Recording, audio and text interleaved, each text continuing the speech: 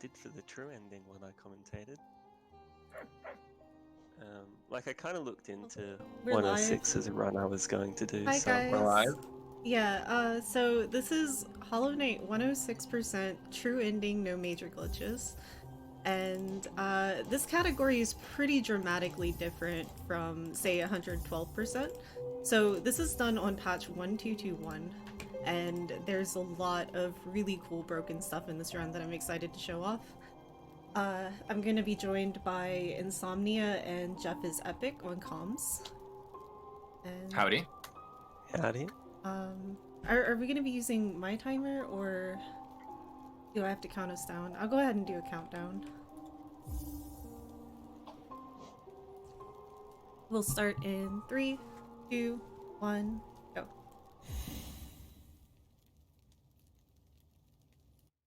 First thing we're starting off here immediately with a minor glitch that's been patched out of current patch is we're gonna pause here early and get early control so that we can do an inventory drop down King's Pass. It saves about 5 seconds compared to current patch.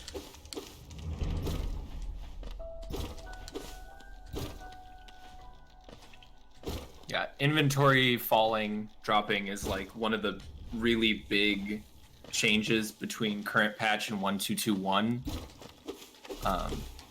Removing hard falls in particular makes getting down a lot of big rooms very easy. Yeah, so each hard fall that you take is 0.8 seconds, so it removes that. And that 0.8 seconds might not seem like a lot, but over such a long movement heavy category such as this, it really adds up. And it also just makes it a lot easier to avoid getting hit, just because enemies very often will hit you during that vulnerable period. Right. If people are familiar with Super Metroid, it's similar to the Moonfall mechanic, where having the inventory open increases fall speed up to a point. Yeah, so instead of normally in Hollow Knight you fall, you reach terminal velocity, which is relatively low, and then that's it.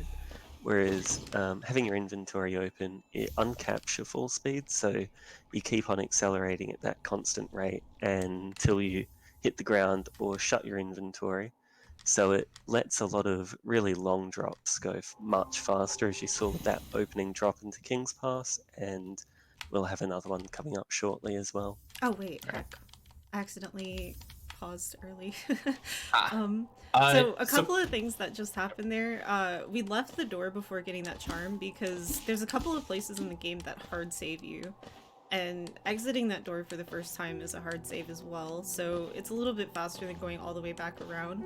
And also, this is a pretty recent reroute, honestly. I think it's like within the last year. We're grabbing a bunch of geo. I need 50 geo before we get to the first stag location. Yeah, geo is the money of the game. We're going to use a lot of it over the course of this run to buy 106% of things. Yeah, we need everything, so we gotta be a rich boy. Yeah. Seeing in the chat, they're asking about the language. So it's in Chinese because it scrolls faster and has fewer characters. It's a combo of the two of those. Especially over a really long run like this, where there's going to be a lot of dialogue boxes and stuff. Go. It saves a lot of time. That is extremely precise on patch 1221. Especially the version that I did. Yeah, that's really impressive. Hopefully a good sign of things to come. What Jeff was saying about geo,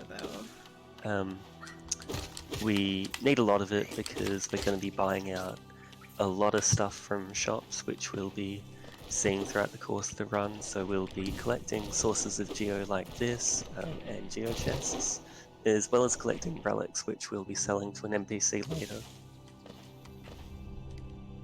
Yeah, we're coming up to the first stag station. These are sort of like fast travel points in the game. So we're going to be unlocking a number of those as a way to get around.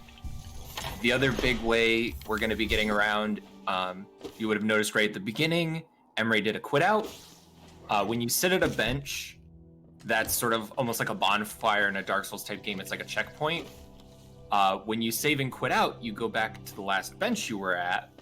but you keep all progress. So there are several times where Okay. you'll like go do a whole big area and then quit to the bench to warp back really quickly. I am Yeah, taking that ends up- intentional damage right here, by the way. The charm that I equipped is called Fury of the Fallen, and it increases your nail damage by I think 75% whenever you're at 1 HP. And we normally in 1xx categories use that for the first 3 bosses, but I'm only going to be using it for this first boss because obviously it's pretty high risk, especially for a marathon, but this guy's pretty easy. Yeah, and it Yes. Fury saves so much time. Yeah, and since we have to get it anyway for 106, it's sort of silly not to get it. And as sort of we've been saying 106 a lot. The reason we get more than 100% is because this patch 1221 has got all of the Grimtube troop completion percentage added in as well. So instead of changing what constitutes 100%, they've just increased the maximum percentage achievable. So 106 is the max completion for this patch. The current patch, which is the 112 that I was talking about earlier, is a really different speedrun due to changes in speed tech. A couple of charms have been nerfed, one charm in particular being Fluke Nest, which we'll see a lot of. And of course the addition of Pantheons, making it basically a 40-minute boss rush at the end. Yeah. So we're out of False Knight, moving on here to Mound. We're gonna pick up our first spell. So there are 3 spells in the game. They use the soul meter in the top left, the big circle. It basically works on a gauge of 1 to 9. It's technically to 99, but for easy purposes, it's 1 to 9. Each spell costs 3 mana, and each hit of the nail gives you 1 mana. So this one's the Fireball, which has a lot of really cool properties to it. Yeah, some of those we'll be seeing. Oh, you go. You're good. We'll be seeing some of these properties in Green Path, which we're going to be coming up to shortly, and basically how it affects your physics and how you're affected by gravity. And that's something that we'll be using quite a bit in these first few splits until we get some more movement abilities, just to sort of cut out unnecessary sections. You'll also notice. These guys are called Elder Belders. They take 4 fireballs to kill, and like you said, we can only cast 3. So we have to wait for them to spit a baby, and I got first spit, so that's really good RNG, because it's a 50-50 chance for him to spit. Also right here, I'm doing a mechanic called Overcharming. And that's whenever you just shove a charm into a slot until it breaks, and the consequence to that is we take double damage, but we have 2 charms equipped now. I'm sorry I cut you off. You're good. No, I was it's all just good. gonna say, going through Mound, you may have noticed, and even before that, emray down slashing enemies. You get a little bit of height when you bounce off an enemy. It also later on will be refreshing our dash and our double jump whenever you do that. So by getting those bounces, it can let you up into some areas on occasion and other stuff like that. Alright, we need to talk about what I just did there. 2 big things. That was patched out. That's called the Balder skip. Basically, we abuse the way that the camera works, and the fireball sits on top of the Balder, hitting it 4 times in succession.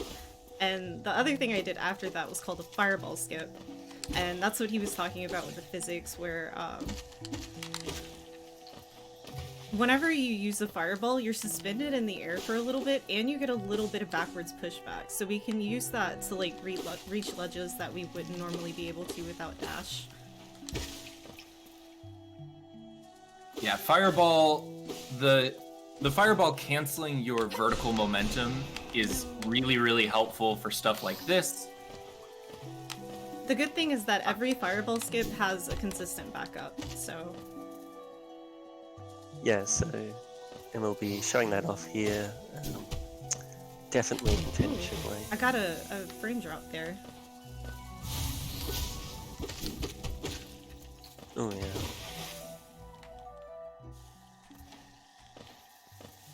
And so again, we're just killing this Moss Charger here for Soul and Geo.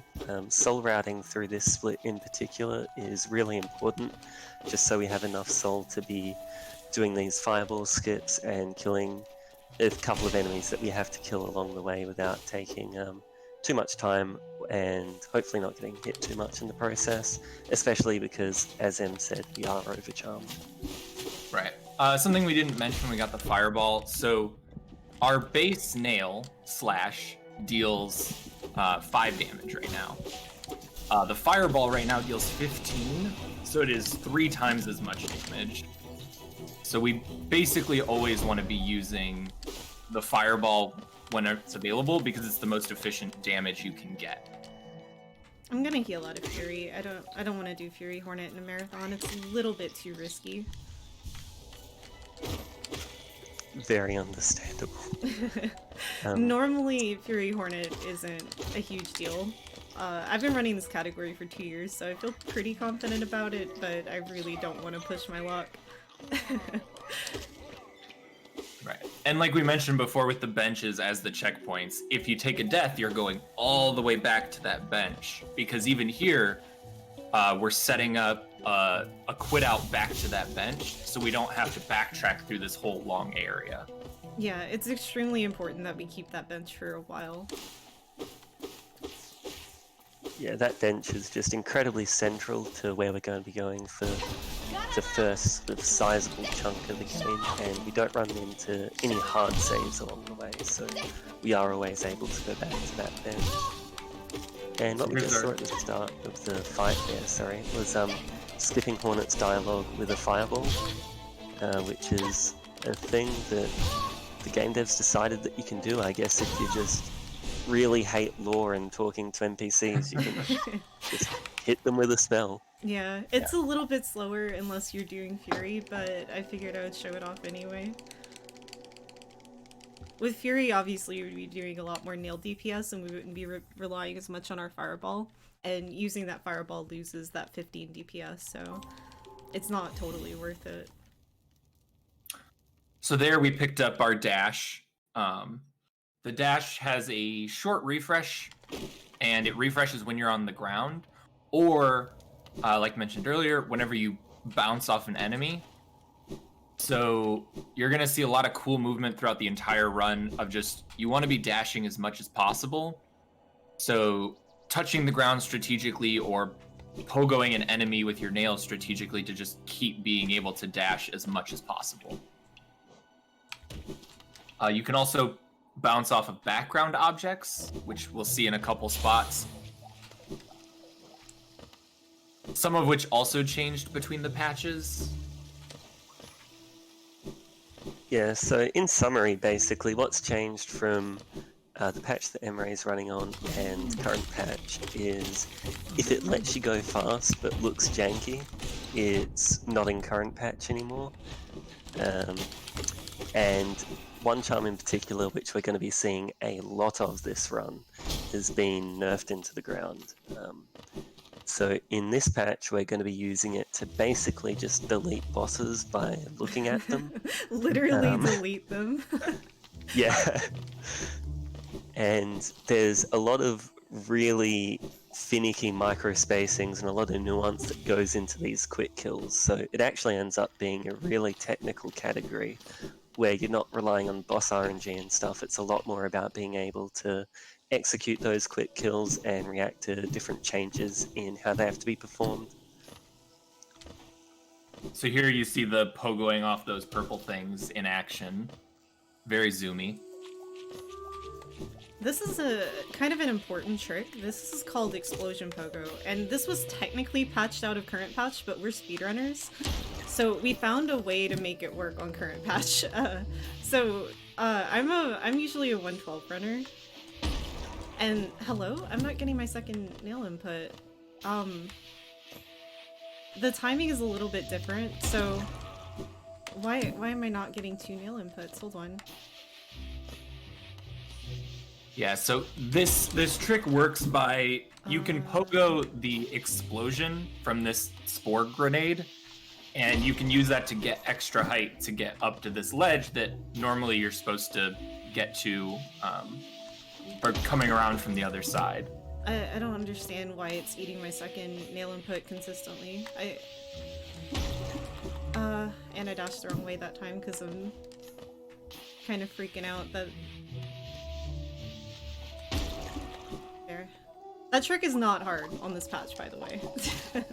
I just was failing for whatever reason. Yeah. We secretly patched your game to just drop nail inputs randomly.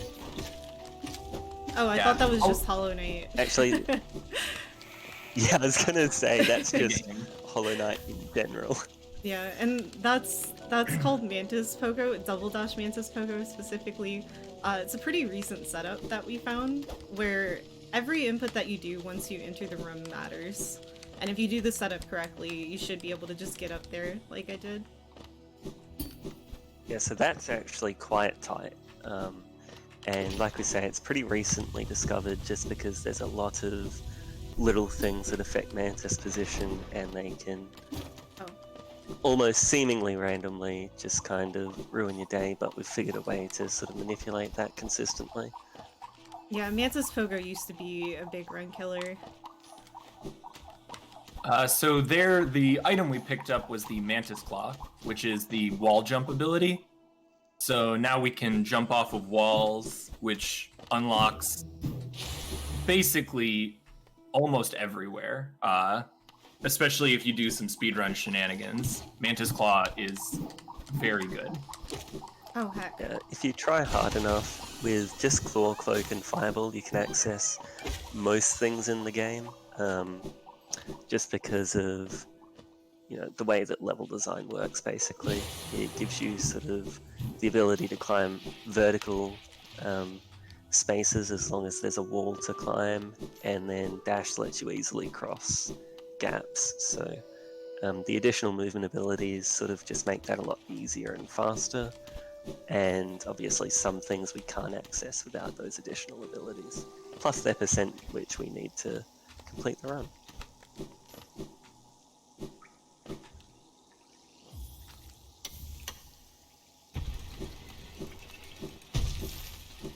That's So another we're hard coming into save. the city now. Yeah, entering city is another hard save, so we're stuck here. The game forces you to go through the section once you actually get here. And that glowing enemy that dives down, that one's called a bellfly, and I'm pretty sure that name was originated from that first one at the entrance to city, basically being the doorbell.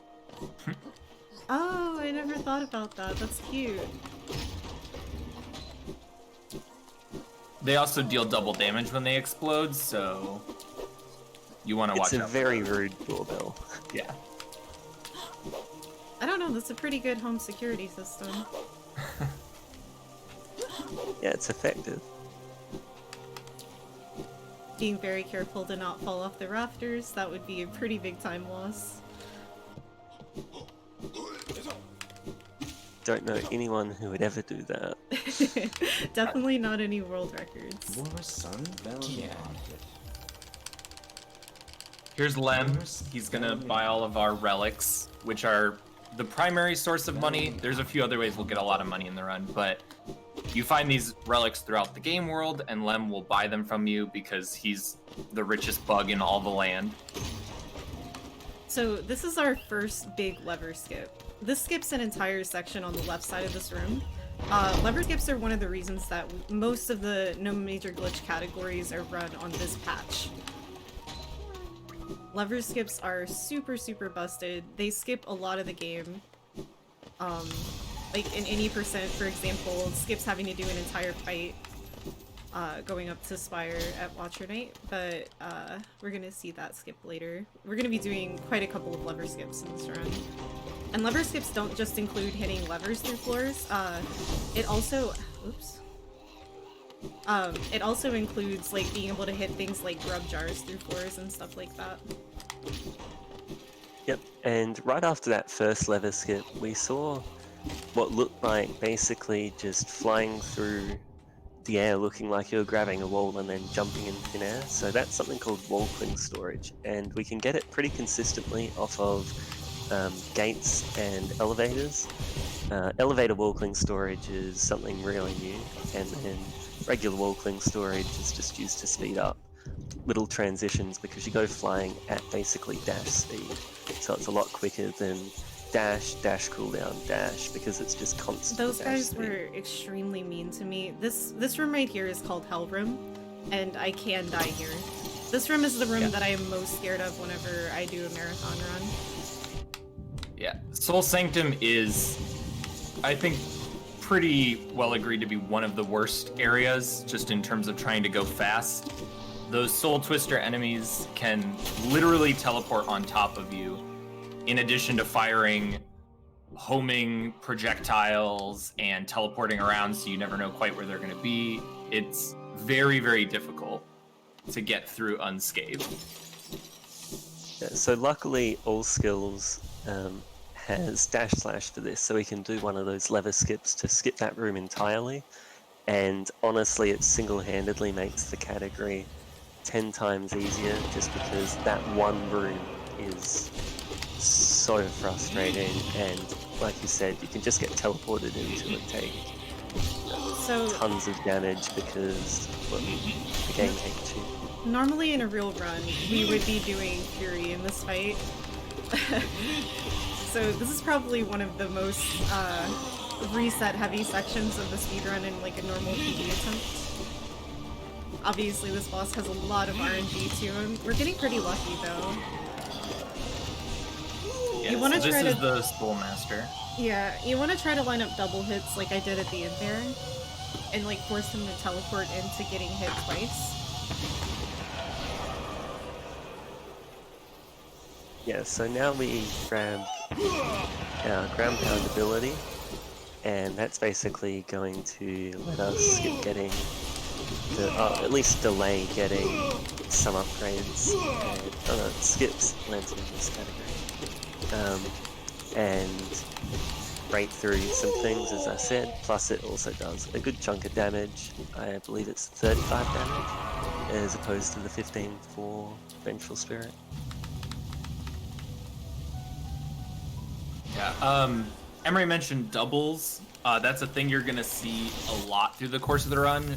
Your fireball attack can, if the enemy's large enough, it can hit them twice just by traveling through their hitbox. Or if the enemy's smaller, the fireball will push them back. And if the spacing's correct, it can hit them twice. So there are a lot of different enemies where that's a really high DPS technique, especially early on, because you're just getting double damage for free from your spells. Yeah, double hits are really important, especially in the Hornet fight we saw right at the beginning, and then Soulmaster just there. They're two bosses that double hits really shorten the fight and just make it Nice. a lot safer as well, which when you're doing it with Fury, you really want. That's called Fake Fake Dive, Dive. and that's the fastest way to do that room. I would have to do a backup if I failed it. The backup looks really cool though, but luckily we don't have to do that.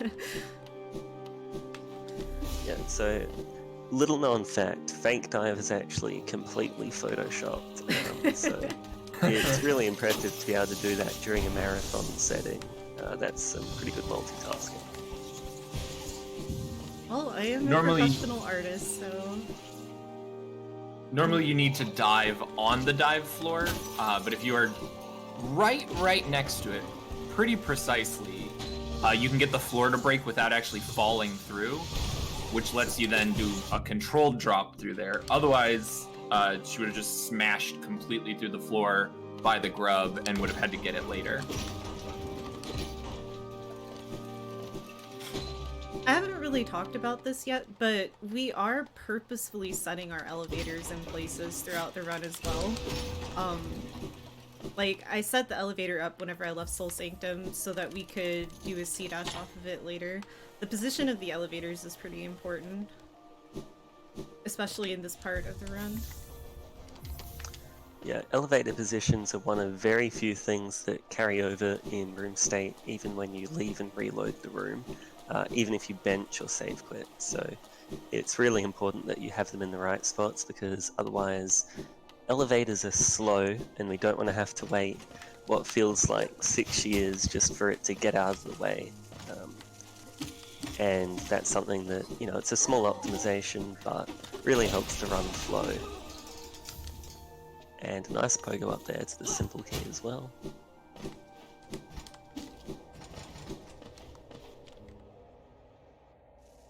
Simple Yes, keys see- are for simple locks. We're only going to need that one during this run.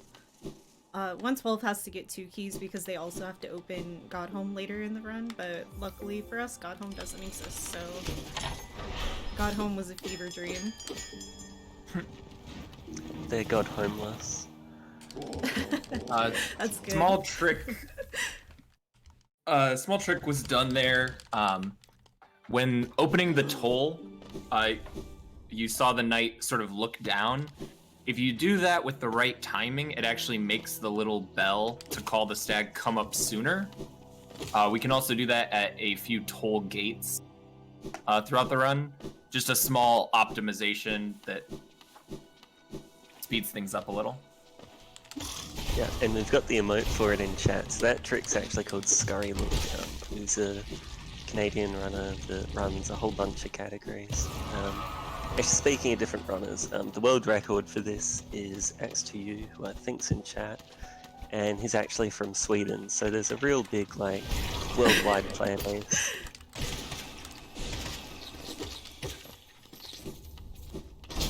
I love XTU from Sweden.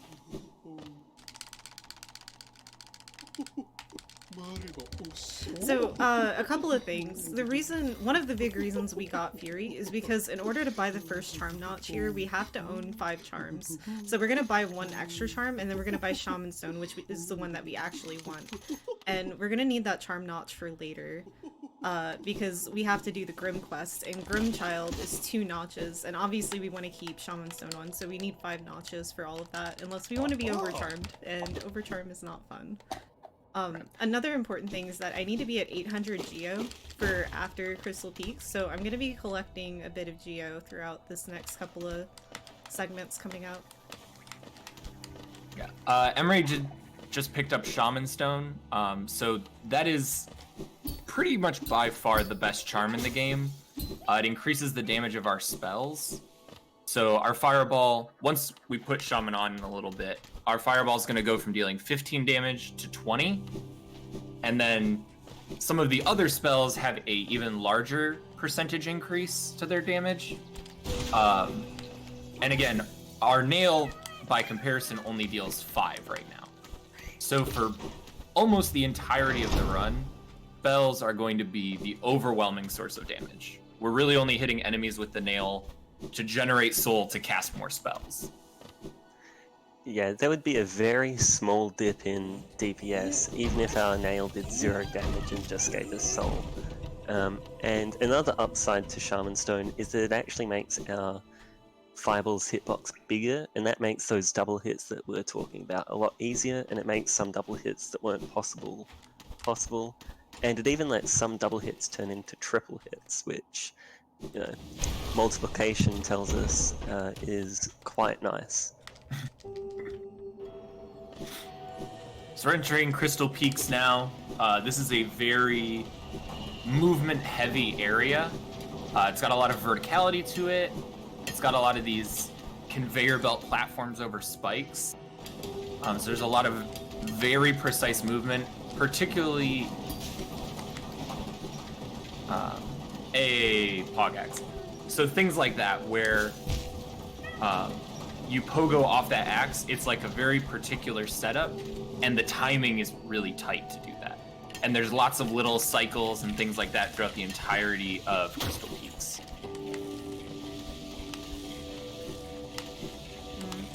Yeah, it is.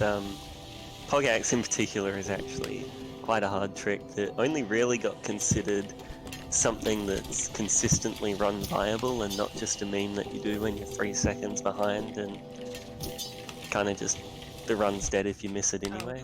Okay. And all of Crystal Peaks is very cycle based, so we're going to be trying our best to stay on those cycles just because things can get very sketchy as soon as we get even slightly off of them. Yeah, particularly in the very last room before Crystal Heart, or that Crystal Heart is in. We're going to take an intentional damage tank, or not, depending on, there's setups for both. But the lasers from the ceiling are on a cycle, and you really just want to be able to keep moving and not wait for those. Another important thing to note is that if I were to die, we need our Vengeance Soul Sanctum. It's very important, so it's a little bit scary. It would be a very long walk back. Yeah. Underplat. I did underplat for the fans. I hope you're proud. Yeah, so we actually saw 2 tricks in that room. So there was the underplat right at the end, and at the start, we saw a trick called Homosity Fireball, where you use a fireball to stall out, dash, refresh, and then dash again to skip going up and over a platform. We just go straight across. Wait, that's not enough? Okay, that's enough. There we go. We just picked up the Crystal Dash, which is a charged up super dash, essentially flying through the air. It's the fastest way to get around, unless you're traveling less than 4 dashes worth of distance, in which case dashing is the same. 4 dashes without Dashmaster and 5 dashes with Dashmaster. Yeah, so the Dash Master charm basically lets us go very fast. But since it obviously takes time to equip and takes notches that are also, you know, heavily used for damage charms, it's only actually worth it in certain sections. So once we get a few more charms going, you'll actually see us changing what charms we have on based on basically what we're going to be doing. So if we're going into a really movement heavy section, we might put on Dash Master, whereas if it's just a bunch of bosses in a row, we're going to be slapping on basically all the damage we can find. So and right there, damage is going to be basically one thing. You just saw a dark room. So later on, we're going to pick up the Lumify Lantern, which lights up dark rooms like that. But the Lumify Lantern is 1800 Geo. It's really expensive. And so instead, we just learn a few dark rooms throughout the category where you just, Emray's just memorize where the platforms are and just zooms through completely in the dark. Yeah, we probably wouldn't buy Lantern at all, but there is one percentage in the game that is Lumify Lantern locked. And thank goodness for that, because Dark Deep Nest in a speedrun. That would be fun. That would be some content. Yeah, but this category does do Joni's Dark Room, which debatably is one of the hardest dark rooms in the game, especially if you don't know the fancy C-dashes and stuff. But yeah, luckily we will be picking up our glowy lightning bugs. Yeah, chat is correct. Lantern isn't a percent, but no eyes is. That's the percentage that's locked by Lantern. Yeah, so requiring Lantern is basically the only good thing No Eyes has ever done for speedrunners. Just because it is a very, very interesting and extremely well-designed boss. Right here, I'm gonna dash off of this platform and inventory drop. This saves a second on the loadless timer, but it is a little slower RTA. But I'm doing it because we do it in a run normally. So after this, we're about to pick up the Dream Nail, and then we're gonna do a skip called Seer Skip. You open start after a cutscene in order to get control similar to the early control at the start of the game when we were dropping into King's Pass. And that's gonna let us just dip out of the room without ever talking to the Seer, hopefully. Which saves a few seconds of just mashing text while she stands there and talks at you. Yeah, so again, it's just speedrunners hate lore, so we're skipping as much as possible. Also, seer Plus it skip looks is cool. a lot more easy to do on this patch. It's pretty precise on current patch. Mhm. So if you're a new runner and you just started running like current patch 90%, that's why you're struggling, don't feel bad. Most runners only get it like 50% of the time on current patch. Yeah, I think I've done it once. So here we're going to Dirtmouth to pick up the Elegant Key, which is going to let us get Shade Soul. We kind of skipped over it before because there was so much going on. Emray also picked up Descending Dark, which is the level 2 dive spell. So all of the spells have a base and then an upgraded form that deals more damage, has a bigger hitbox, all kinds of fancy stuff. Most of the damage and like sort of early route of this category revolves around picking up Shade Soul and then the Fluke Nest Charm, which we'll get to shortly after that, to create the like super highest DPS build we're going to go with for basically the entire run. D-Dark, which again we picked up earlier, is casually an amazing spell that will single-handedly carry you through the game. With Shaman Stone it does 88 damage, and if you remember what we said about Nail being 5 damage, that is quite a sizable sort of increase, plus it gives you, and this is the exact value, 16 years worth of iframes. I get to show off the cool skip. This was patched out of current patch as well, but we get to do this one on this patch. Yeah. This is gonna knock us out of the collection animation so we can start moving early. Something else about Descending Dark, since we saw it a bunch there, that's another thing that changed between 1.2.2.1 and current patch. On 1.2.2.1, Descending Dark gives you way more iframes, such that basically you could stand inside an enemy and chain them over and over and never get hit, as long as you have enough soul. Don't try that on current patch, because they decided to nerf that spell. Yeah, they basically made it so trying to cast a spell again will just instantly end your iframes, so you end up just feeling bad instead. Yeah, we're gonna see a really cool abuse of D-Dark iframes later. Yeah, it's definitely something to look forward to. Actually, if we get good RNG in this fight, we'll get to see some D-Dark iframes. Yeah, so this is our first Dream Boss. The Dream Bosses are like harder versions of their base form, so this is the harder Soul Master. Soul Tyrant's a big jerk. There's a lot of RNG with how he teleports around, and getting doubles, like you saw in that dash attack or that teleport, is really important for getting good damage on Tyrant, because this is a intended much later game boss, but we're doing it now just because we're here and it would be slow to come back later.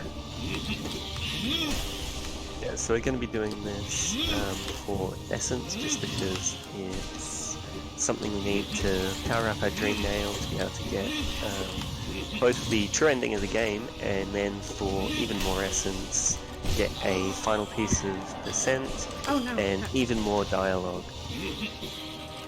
Yeah. Also, very importantly, early on, we talked about things that were added in this patch as opposed to the later patches.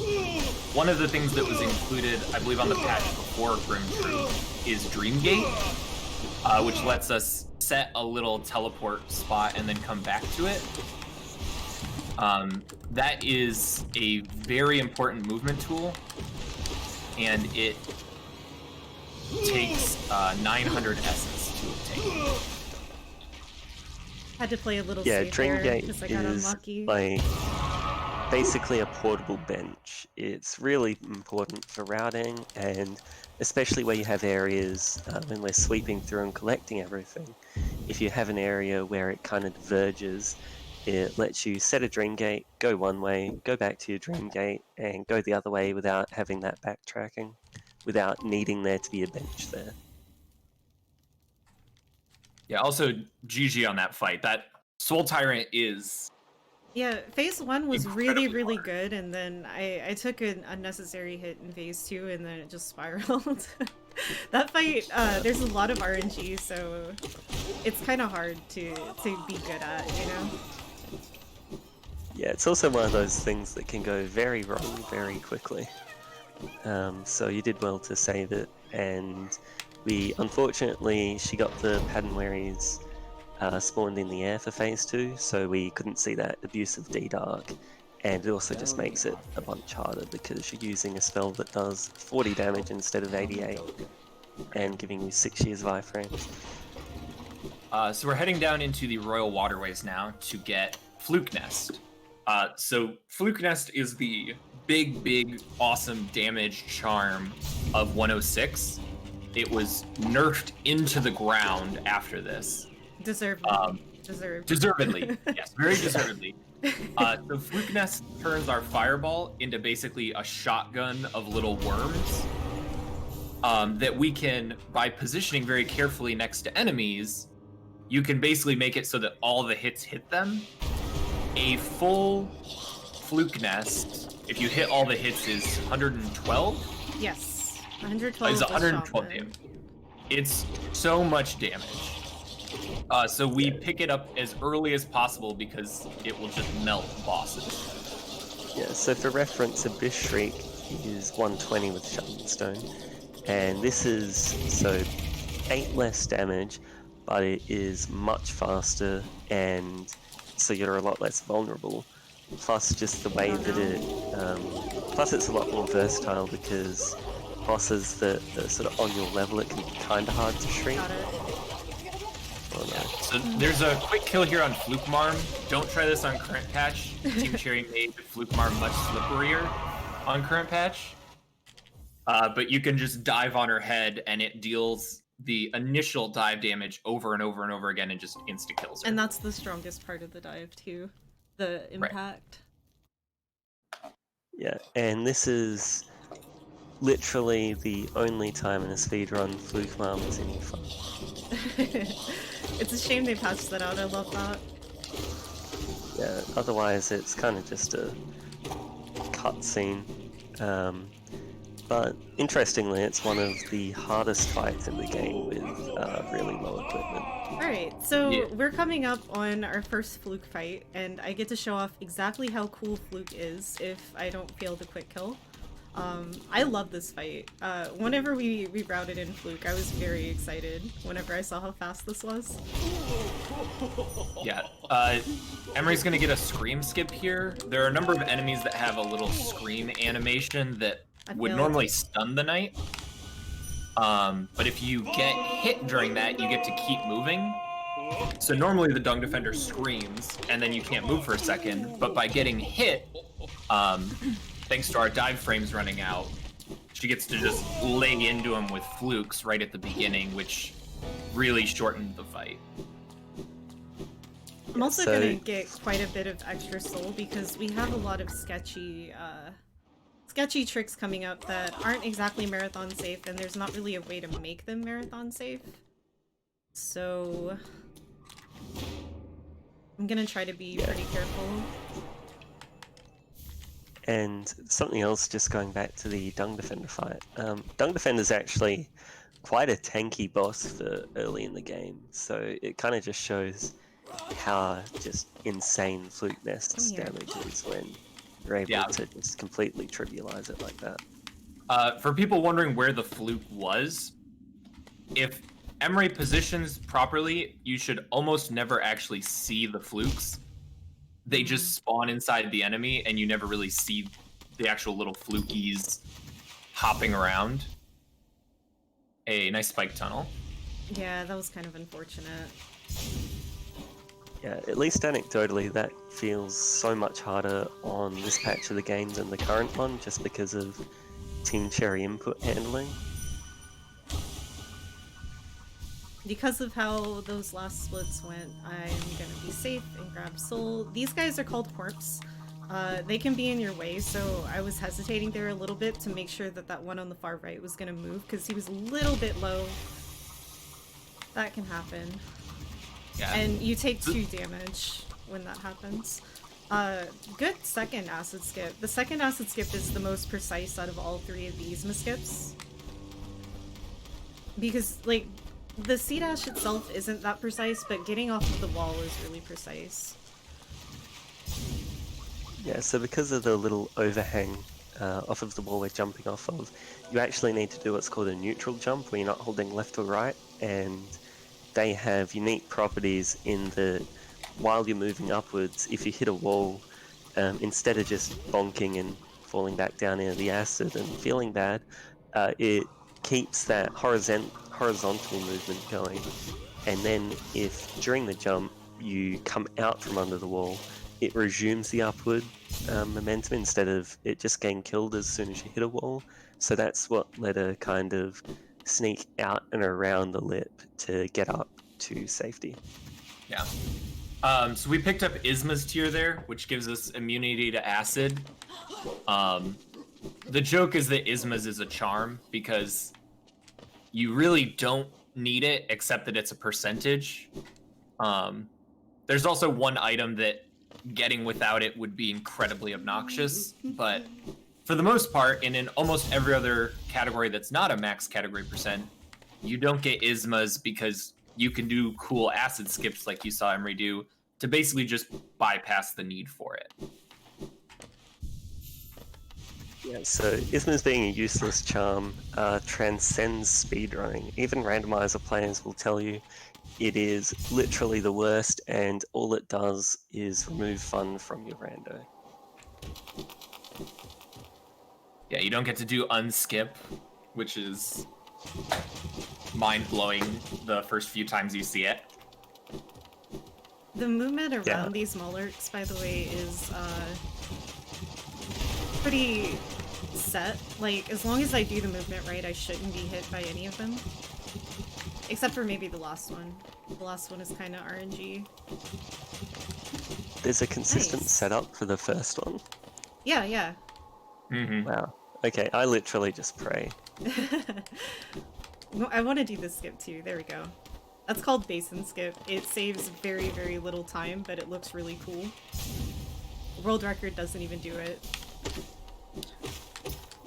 Literally better than Reiki. Let's go. This is the marathon content. Yeah, some of the textures in Hollow Knight can be a little weird. So even though that looks like a sloped thing that you shouldn't be able to grab on, you actually can a little bit. And man, this is going to be another great use of that fluke nest. And again, you don't really see anything if everything's done right. We saw a couple of them there, and they all found their way into... One's getting a bit lost. There we go. So yeah, that was a much harder version of the Dream variant, which we'll be fighting later. Yeah, Broken Vessel is the harder Lost Kin for sure. So Lost Kin takes 10 flukes to kill. I call him 10 flukes on my splits so that I can just like count and not have to worry about it. This fight can be kind of scary, but luckily if you do die to a dream boss, you don't end up all the way back at a bench, you just end up right outside the dream, so it's not a huge time loss. So I will be purposefully tanking a couple of hits throughout this fight and trying to do a death warp at the end of it, because dying at the end of these types of dreams or falling out of the dreams is a little bit faster. Yeah, so just from a... Oh, you go. I was just gonna say, one of the things you'll see in the fight when Lostkin staggers, some enemies when they stagger don't have a hitbox anymore. So by standing inside of them, you can guarantee that all your flukes are gonna hit because they just spawn inside the enemy. So that's why she's standing directly on top of Lostkin during those staggers, is it guarantees that you'll get all the fluke hits. Normally, positioning with flukes for enemies that have a hitbox and would hit you if you walk into them is a lot more precise. You want to be kind of low and close to get them to all spawn inside the enemy. Yeah, especially for small bosses that jump around as much as Lost Kin. If you didn't have the staggers to do damage like that, it would actually be a really, really volatile fight and would be an actually scary boss instead of 10 flukes. Right. We also picked up double jump there. in the middle of those quick bosses. At some point, we got wings. Yeah. So now this to me is when the movement of Hollow Knight, and particularly like these longer categories, really starts to get insane, because between the combination of your dash, your double jump, and then the fact that when you pogo an item or an enemy, those refresh, you can do these rooms where you basically never touch the floor as you climb up, which is super cool. Optimal movement in Hollow Knight is something that actually has a ton of nuance to it. And Yeah, it it's has a really huge skill interesting. spread. Yeah, it's super satisfying to watch a good player doing it as well, which will be treated to. I wouldn't build up people's hopes. I've messed up pretty much everything important so far. Also, I switched back to Twister here because Failed Champion and other shelled enemies are not affected by Fluke at all. So, like, the armor just eats it instead of damaging them.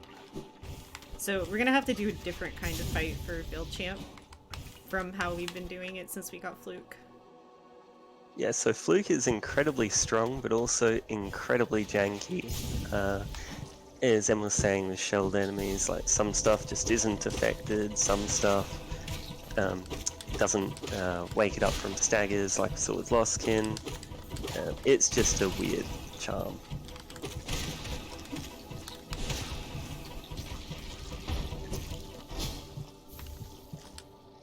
And there you see Shade Soul just shredding through that arena. The larger hitbox, both from Shade Soul and from having the Shaman really being on display there, allowing you to hit enemies that are pretty spread out in a couple spots, which is just really efficient. Yeah, and once you memorize the spawns like emray obviously has, those big hitboxes just let you clear out rooms with like a single cast, and there was a lot of soul management going on there, getting the nail hits you needed to keep on casting, and then making sure that we're going into this fight with full soul as well. We do have the maggots that we could drain I will now. never kill the maggots. So this is Failed Champ. He's a big bully, particularly because this boss deals double damage. So if you get whacked by his giant mace or just bump into his big old body, you take 2 damage, which is very scary. Yeah, 2 damage isn't so bad when you've got 9 health, but when you've got 5, that's like 40% of your health, and you can very quickly find yourself in danger kind of range. And the D-Dark iframe's getting shown off there. Wait, did I stagger him one too many times? I don't remember. No. This is the second stagger. Yeah, you're good. Yeah, I think you did. Okay. I realized that I just kind of like lost count. Yeah, so if you're on current patch, do not try that Descending Dark strat. It does not work. Yeah, they ruined our fun again and patched out D-Dark iframes. But it's nice that once you get the first stagger on Failed Champ, it's not free, but it is consistent. Yeah, there's a harder Shade Soul version you can go for on current patch, where basically time a Shade Soul so it follows the arc of his mace swing to triple hit, and then you can kill him in free casts as well, and stagger lock him similarly, but the D-Dark chain just looks a lot cooler.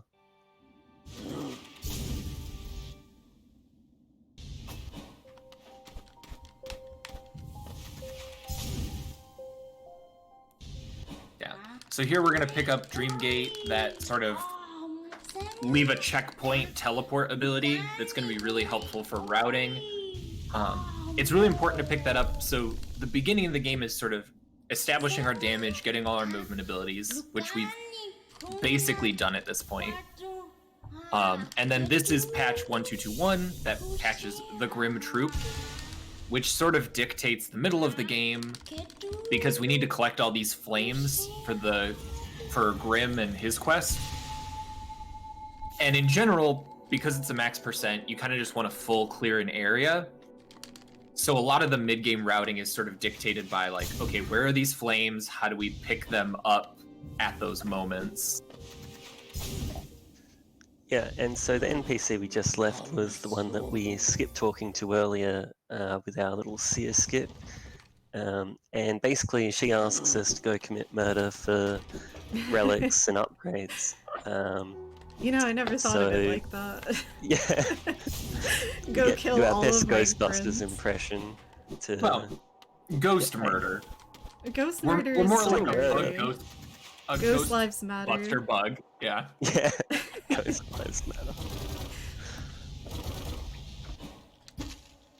I'm gonna be trying to collect a little bit of soul in here as I move through.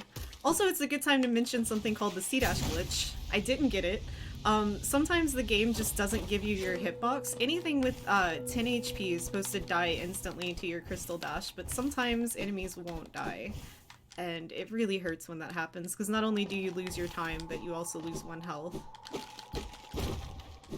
Yes, that's just another instance of Team Cherry spaghetti.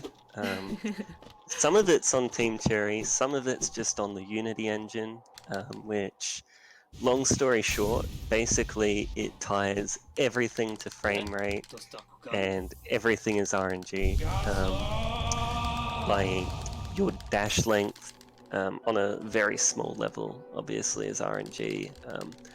Input handling is randomly varied by frame rate because it does some creative rounding and just a whole bunch of stuff that basically makes it really, really hard to play the game at a high level at low FPS, but a lot of those issues are fixed or at least somewhat addressed on the current patch of the game. So generally, as long as your computer's not a literal toaster, it should be fine. I mean, the Nintendo Switch can run it at 60 FPS. If you blinked, you missed it. That was Gorb.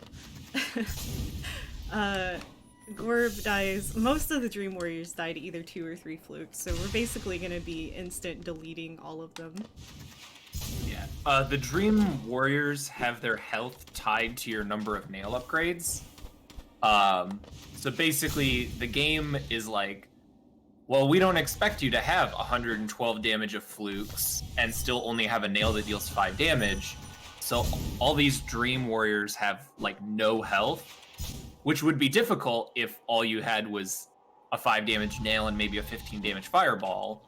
But by picking up fluke, we're just, Control-Alt deleting basically every single one of the Dream Warriors. Also, another tech I did there was called the Dream Nail cancel. If you press Dream Nail a little bit after Dream Nailing a Grave Warrior, you get early control, and that's something that was patched out also.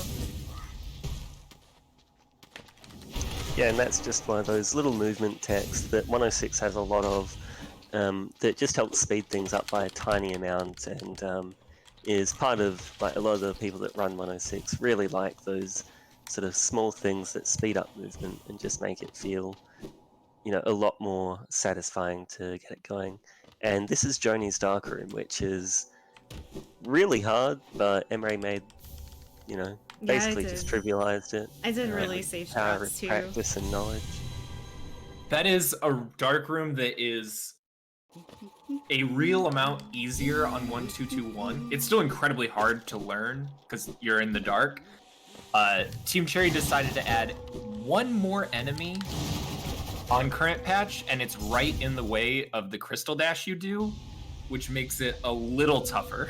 No. I actually killed that enemy. That enemy dies to your C-dash. In this patch. This is a relatively new skip. Oh, come on. There we go, got it. You have to cyclone in a very, very specific spot and kind of wiggle back and forth. And that gives you early control, so we don't have to wait for the lantern to spawn. We can just leave after breaking it. Yeah, so that's, as I was saying, just another little thing that helps speed things up.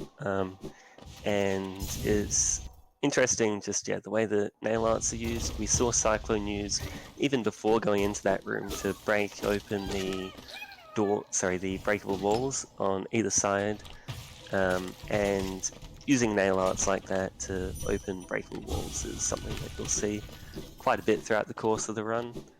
And those boulders that we took 4 fireballs to kill earlier, just getting absolutely slaughtered by Fluke Nest. The baby Balder ended up eating a couple of the flukes, so I had to dream nail the second one. That was kind of bad RNG that I got a first bit. This is the one part of the run that you don't want to get a first bit. Wow, killing the baby, actually just horrible. And these C-dash uses that we're seeing, it's something that you'll see a lot of, just as Jeff was saying, it's 4 dashes length without dash master or 5 with, and anything longer than that we want to be doing a C-dash just to speed things up that little bit more. Especially going through a loading zone. So even if something is like exactly 4 dashes or a little bit shorter, you would still C-dash through that loading zone, just because, like, you'll notice whenever I go through a loading zone, you're immediately at full speed, where normally you would take a little bit to get control before you can actually do a dash input, if that makes sense. Yeah, so we're going to be getting Shape of Un here, and this is the item that is a lot harder to get without Isma's Tear. You have to do something called Unskip, which is quite spicy, so we're just going to be swimming in the acid. No speedrun does Unskip as much as people have tried their hardest to route it in.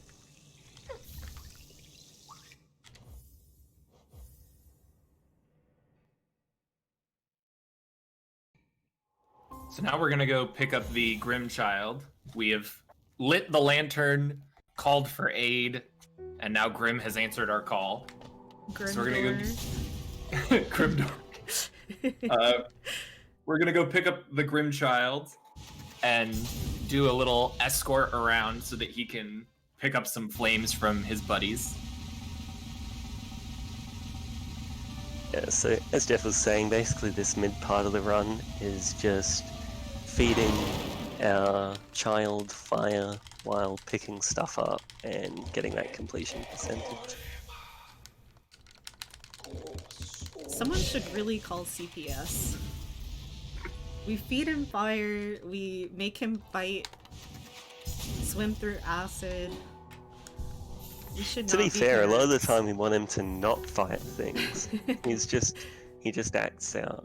Yeah. He's trying his best. He just wants to impress us by shooting enemies, even if they're exploding jellyfish. Yeah, it's basically like telling a kid, hey, do not touch this thing. And then they touch it and wonder why it blew up in their face.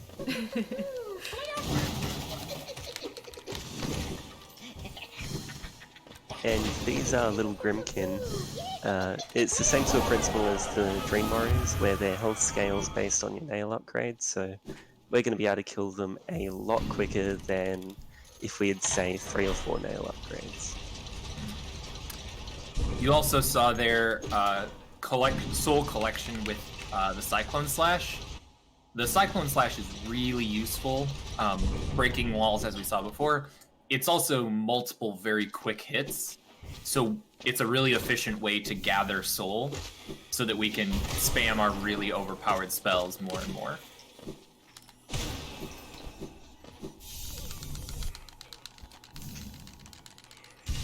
Oh, I wanted to say this, but I keep forgetting because we keep getting sidetracked.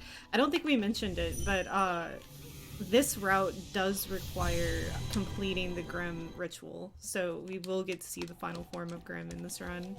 We do have to do the entire quest. Yeah, so while you technically get the percentage for banishing the troop, the decision was made just in sort of the spirit of the run and what max percent's basically meant to mean. We do kill Grim, and it also helps to give the run a bit of a climax. Even if he's not that much more than a speed bump with Fluke and full damage, that's still, you know, sort of more than Radiance offers. And there is some sort of technicality in using Fluke in that fight. And the boss track is an absolute banger, so Yes. that also That's the helps. real reason. Besides, we've become so attached to our Grimchild over the course of the run, there's no way that we want to give him away.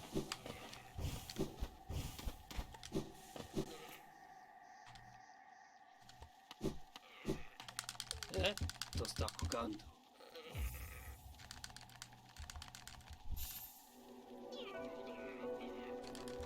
This is our second nail art, Great Slash, which you won't see a whole lot of until Colosseum's near the end, and then you will see a huge amount of it. Yeah, nail arts are super underrated, especially if you have a really good nail. Like, whenever we start using nail arts a lot in the run, at that point, we've got nail 3, which is the second to last nail upgrade, and it does a crazy amount of damage. Yeah, so our base nail deals 5. Each nail upgrade adds 4 additional damage. So once you have a well upgraded nail, you do get some pretty real DPS out of just, you know, whacking things with your nail. That said, I mean, just comparing the numbers, even with a nail that deals, what, 17 damage? You're still not even coming close to the DPS that Shade Soul or Fluke can put out. Yeah, exactly. Yeah, so a new player will very often use Nail and Nail only because they're getting hit, they're healing, they don't really have that much soul, plus Nail just feels a lot more intuitive to use. But outside of like incredibly niche stuff like, well, not niche, but sort of like current patch pantheons, spell builds are almost always the way to go, just because of how big the hitboxes are, how easy it is to hit, you know, bosses or several enemies at once, and just the insane damage they do, and how little investment it takes as well, because as you saw, we're pretty early on in the run, and we've already got that insane Fluke, Shaman, Shade Soul DPS, whereas Nail builds kind of take a lot to get going. Yeah. And especially on a longer run like this, where you have these big long stretches between benches, a very important aspect of the spells is they're often just safer. Fluke, not as much, because you do have to get really close to enemies, but like, even when you have really high nail DPS, you have to be right up in the face of the enemy, whereas the Shade Soul and the D-Dark offer a lot more safety comparatively. This room coming up is another room where everything that I do matters. So we need to get Soul to fight a Grimkin, so we're gonna free this Mimic. And I need to line up in a spot that it won't hit me. Nice, got it. Nice. I guess we haven't really talked about grubs yet. Oh yeah, grubs are not a percentage, but some of Grub Dad's rewards are. So we do have to save every grub in the run. Getting really unlucky with these Grimkin. You really, really want them to either be stationary or just not dash. If they dash, you lose time, and I've gotten a dash from everyone so far. I'll be safe with this guy. So we're coming up on another boss here in a minute or so. Crystal Guardian is yet another boss that's immune to flukes. We don't have the charm notches right now to really have flukes on anyway, because we have Grimchild. But it is a boss that on 1-2-2-1 is actually harder, because on current patch you can damage him while he's asleep, which you cannot do on 1-2-2-1. Also should mention, the room before the room that I just did, I ended up taking 2 damage. Those laser start cycles are RNG, So I just got really unlucky. And once I got hit by the first one, I was already hacked for the second cycle for the other one. It's Yeah, really so that's kind of unfortunate going when that back to happens. the first Sea Peak visit where I was saying peaks is basically just cycles the area. If you're on the cycle, you're golden. If you're off the cycle, you're in for a bad time, and then you can get knocked off the cycle by those RNG lasers, as M unfortunately had happened.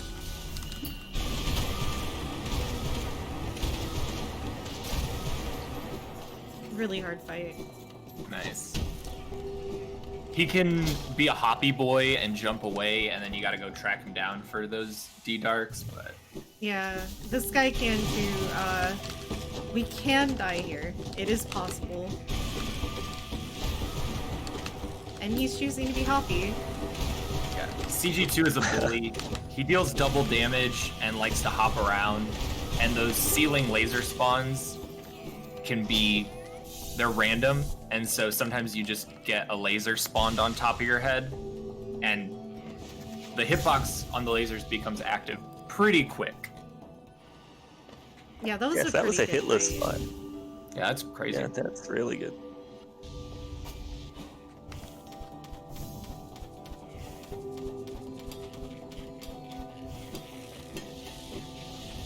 Normally we'd cycle in that guy right there for soul, but we got really lucky in the fight, so we don't need extra soul. It saves a little bit of time.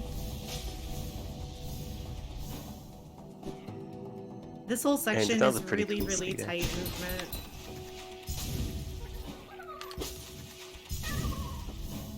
Let's see if I can get all of the skips. You saw there a very cool C Oh, dash. heck. I tried. Second try. Nice.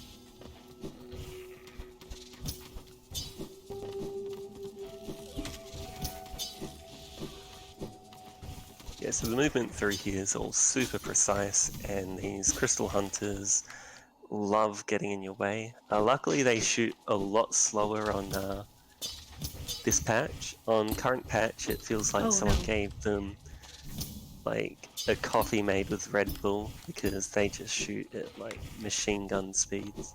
My finger slipped off and I got scared. So if you do take a hazard respawn there, that the walkie boy at the bottom can spawn on top of you, and you just insta take like 2 or 3 HP, and it can be very, very bad. You can die in that room very easily. Yeah, Yeah, one of getting the really things, lucky there. in any room with hazards like spikes and things like that is you can sort of get wombo comboed. The knight has iframes when he gets hit by like enemies, but those don't count when you go into a hazard. So like if a crystal hunter shoots you, you take a damage, and then he knocks you into the spikes, you take another damage, and you can sort of get just deleted out of nowhere if you get unlucky or the enemies are particularly unkind.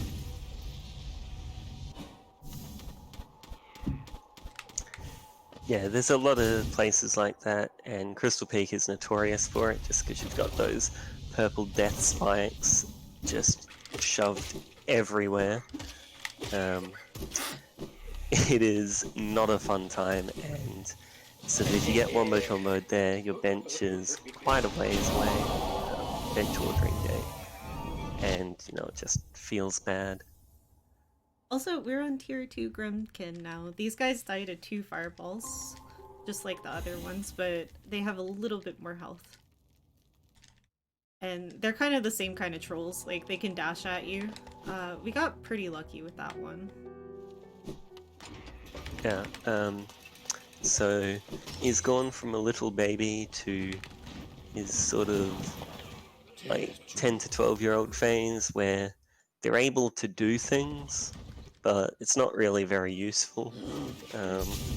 But, you know, He made they've us a got the paper spirit. mache fireball. Yeah. It's basically just like a poke, but the poke is enough to end up causing more harm than good. Yeah, Grim Baby has a habit of sometimes being, you know, a real great, the real MVP, and sometimes being just the worst. And they have impeccable aim when you want them to not hit something, and then they couldn't hit the broadside of a barn when you want it to actually be useful. We'll see that in particular on a boss fight coming up, where the boss staggers every so often, and sometimes Grimkin will time it out and like snipe the boss out of the air and get a stagger for you. And sometimes he'll wake the boss up from a stagger right as you're trying to, you know, maneuver around and get you hit. Hey, we actually got a double. Thanks. Without time. At least we've had one good Grimkin today. We have another Dream Warrior. This one's gonna get just destroyed by triple hits on Shade Soul. He wants to behave. There we go. Yeah, he was being kind of difficult. It's alright though. So I'm gonna go on autopilot for a little bit because there is some difficult stuff coming up, and I definitely need to be focused for probably the next like 5 minutes or so. Yeah, so we're heading into a section where we're going to be over charming. So we talked about the charm system. You can equip whichever ones you want. You only have so many notches, and each charm has a different cost. Right now, we don't really have enough notches for all the things that we optimally want to have on. So we're going to have to overcharm, which means we're at 5 health. We take double damage. We got 3 hits to wiggle with. And we're fighting a pretty difficult boss that's going to be pretty scary. Luckily, the bench isn't too far away from the boss. It's not as bad as some of the lengths where, you know, you could be talking 3-4 minutes of walk back, but we are still a long distance away from a bench. Yeah, and basically, this is a pretty late game area as is, so doing it with relatively little upgrades and taking double damage, things can really snowball quickly. There's, you know, primal aspids, which are every casual player's just like absolutely most despised enemy, and we're going to be trying to maneuver around them while doing a bunch of other stuff, and like I say, taking double damage. We're also going to kill one more Grimkin. This time we're going to kill him with flukes. It's a little harder because, again, they like to, if you get too close before they're in an attack, they like to teleport away from you. There we go. That's like the worst attack for him to give you with Flute, because you have to wait for the fireballs to pass a little bit for like a safe opening. Right. Yeah, but making pretty quick work of it anyway. I think I might bench, just in case. I wasn't gonna bench, but I'll bench. And this is, if you're interested in running Hollow Knight, that is the nice thing about a lot of these categories, especially the longer categories, if they're really intimidating, is there are safety things you can do, right? Like, you can grab this bench, and because we have the Dream Gate after, it's not going to mess up like a bench warp or whatever. Yeah, so. that's one of the benefits of having Dreamgate in these categories. Like, if we didn't have Dreamgate, there would be a lot more risky stuff that we would have to do, especially in mid-game and late game. Such as Hornet 2, Overcharm. She has about 700 or so HP, so 7 flukes should kill. So this is the boss I was talking about with the staggers. Sometimes Grimkin will really help you, and sometimes he will be the worst.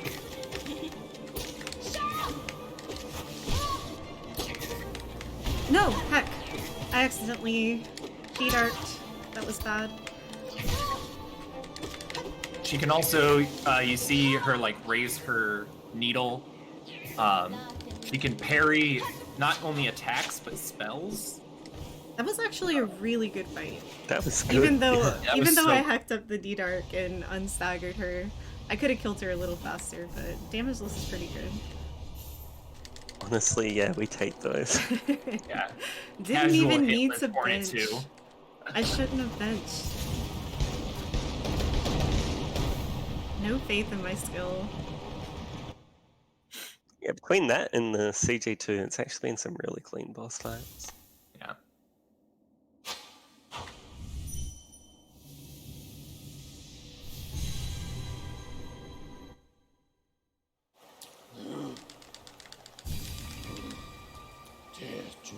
Also, on this patch, if you happen to go through that cutscene and be wearing Grimchild, Grim just kind of disappears. So we no longer have Grim, but we are still overcharmed. And if you're not familiar with the Abyss, there are these enemies called siblings, and the siblings do 2 damage to you normally. So I will die in 2 hits if I get hit. Should be fine though. I can get unlucky. Their spawn positions are random, so it can kind of go either way. Yep. And since we have Dreamgate, unfortunately we don't get to see Abyss Climb ILs, which are actually just the sole reason that you could ever want to run any percent. Sorry, all skills. And Swag Door. Nice. Oh, heck. Yeah. The climb should be relatively safe if the spawns aren't super awful, but also, I mean, we've mentioned some of the Team Cherry Spaghetti before. All of that always sort of assumes that the game doesn't chomp on one of your inputs and then you slide into a sibling and get wrecked. Oh, okay. Okay, now it's scary. Okay. Just play super safe, everything's fine. I'm throwing for content, you know? Like, I gotta add that little adrenaline rush for the viewers. The viewers, it's Exciting. working for the commentators too.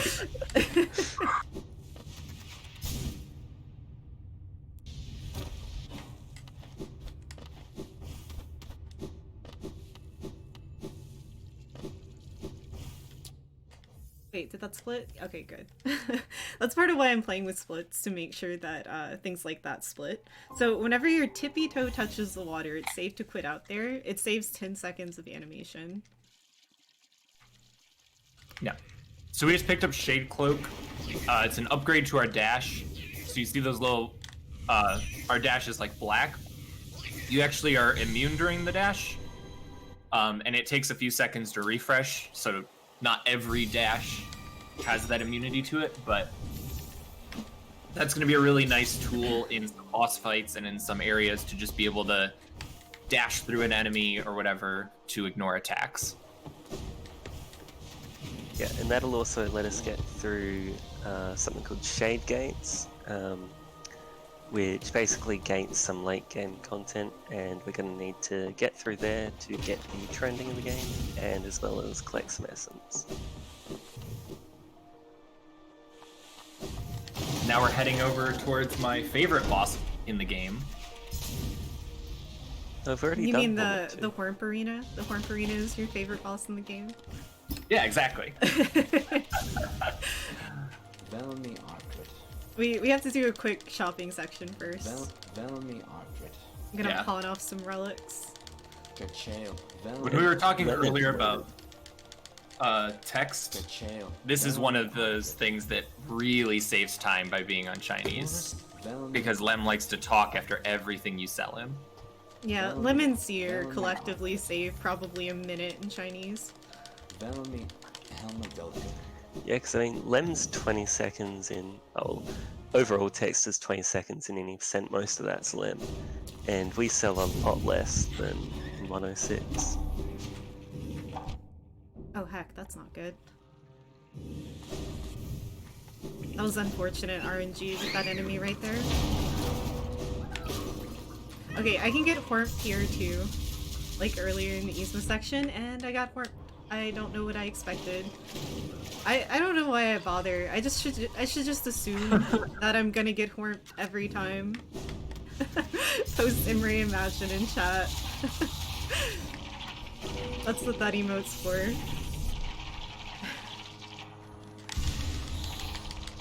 Yeah, lamps are, and just waterways in general actually. It's just filled with terrible enemies that hate speedrunners going fast. As we saw the fluke flies chasing him out. So we did a quick lever skip there. The giant hitbox on Great Slash or Cyclone Slash, either of those work there. Lets us hit the lever through the wall so we can skip having to kill all those worms in that arena. Yep. And gonna pogo the Owen Oh, Wilson no, mushroom come on. there just to skip climbing up that left wall. Oh my goodness, I can't do the drop today. Okay, Yeah. screw it. I haven't not done the drop in a very long time. I like how as soon as I gave up, like mentally gave up, I got it immediately. Speedrunning is like that. I was just like, okay, one more try and I'll just do it the normie way, and then I get it that try. Yeah. I'm a coward. I do the like half strat where you like cling the wall and then uncling. Yeah, I did that way for a really long time. It's probably more intimidating than it looks to do that drop, but it is like, I mean, you do have to like not mess up, which is really hard to ask of someone speedrunning Hollow Knight. This game is really hard. And it looks sweet. Yeah, it looks really It swag. looks really cool. I mean, the hard part with a lot of these strats, even if they are easy, it requires you to just not be bad, which, you know, at least personally, is basically impossible. Alright. This fight should be really fast as long as we get good RNG, but this is a marathon run, so that probably won't happen. Never mind. She should be almost dead. There we go. I'm gonna do a manipulation here that's gonna force the Mantis to the other wall, so I can insta-kill it. Yeah, casually, this boss is one that you would probably encounter like right after you got Mantis Claw, which you'll remember was like an hour ago. And the fight is really cool and interesting and fun if you only have that, but we're just gonna melt them. Yeah, that's that fluke nest delete button that we talked about. So that when you can get them on bosses, it just melts stuff. And that was a really clean fight too, Yeah. even by fluke standards.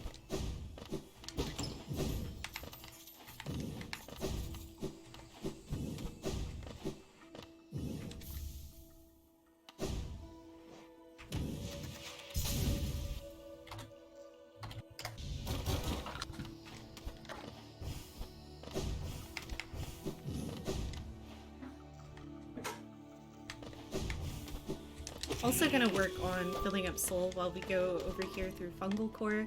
There's only one pickup in Fungal Core that we need, and it's so far out of the way. This is probably one of the most tedious items to route into speedrunning in the entire game. And Yeah, especially because it means you can't do that Mantis Lords early because, well, there's no point doing Mantis Lords early just because you have to have wings to get up here.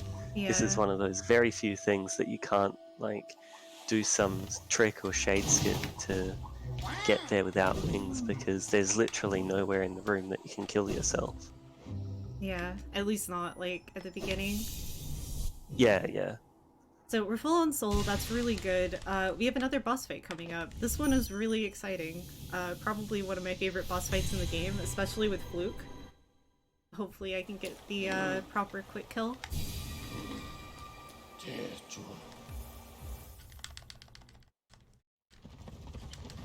Get your Hollow Ds ready.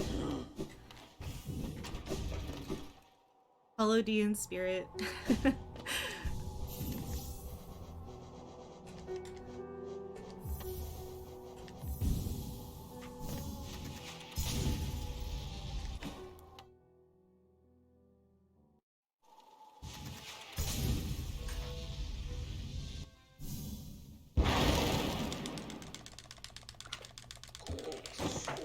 So Fluke has a really short cast time, and Fluke also doesn't trigger bosses, so we can unload on Grim, like, first thing in the fight.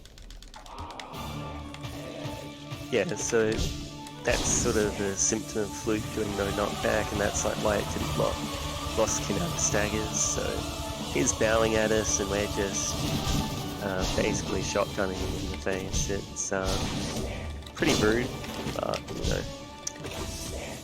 Alright, I only need one more meal hit, and then I've got the quick kill already.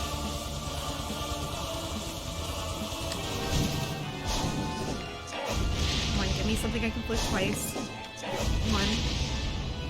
Give me something I can fluke twice. Oh no. Some of it missed. Ah. I tried.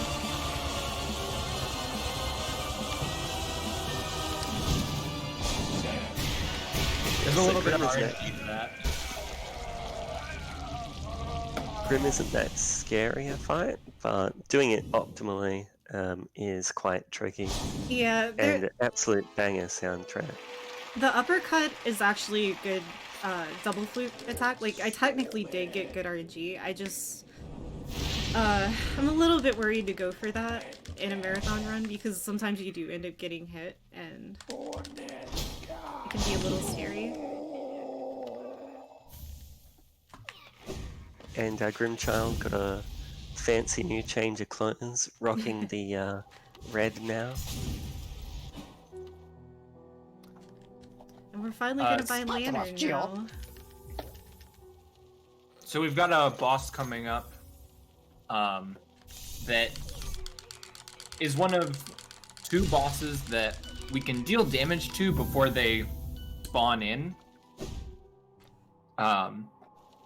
So we should be able to kill the Brooding Malek without him ever hopping into the screen, because the hitbox is active before the cutscene that brings the boss in.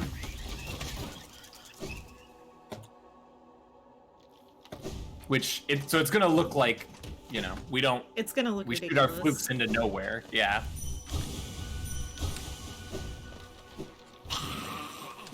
But trust us, there is a boss there.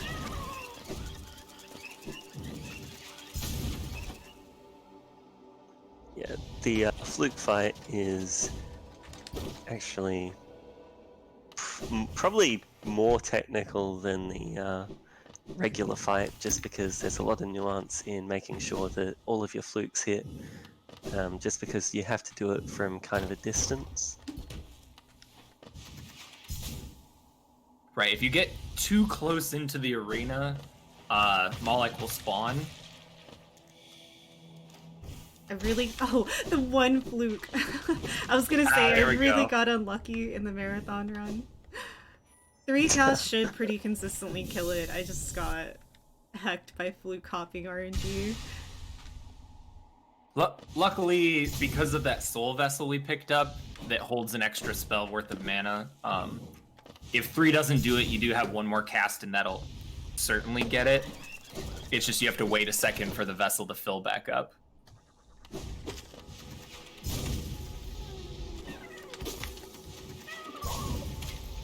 Good, no C-dash glitch. I feel like I get the C-dash glitch a lot more in that room than anywhere else in the game. Yeah, it's really annoying when it does happen. And yeah, all because Team Cherry forgot to give you like 1 frame of invincibility, so you actually won trades. But honestly, knowing this game, I'm sure if they did give you 1 frame of invincibility, you would just randomly become invincible after C-dashing. So there was a really cool inventory drop there. You can't really see it because the inventory is open. But with the inventory drop, you fall, and then you hit some slopes in the room perfectly, that it just sort of drops you straight to the bottom around all the obstacles and little bouncy platforms and stuff.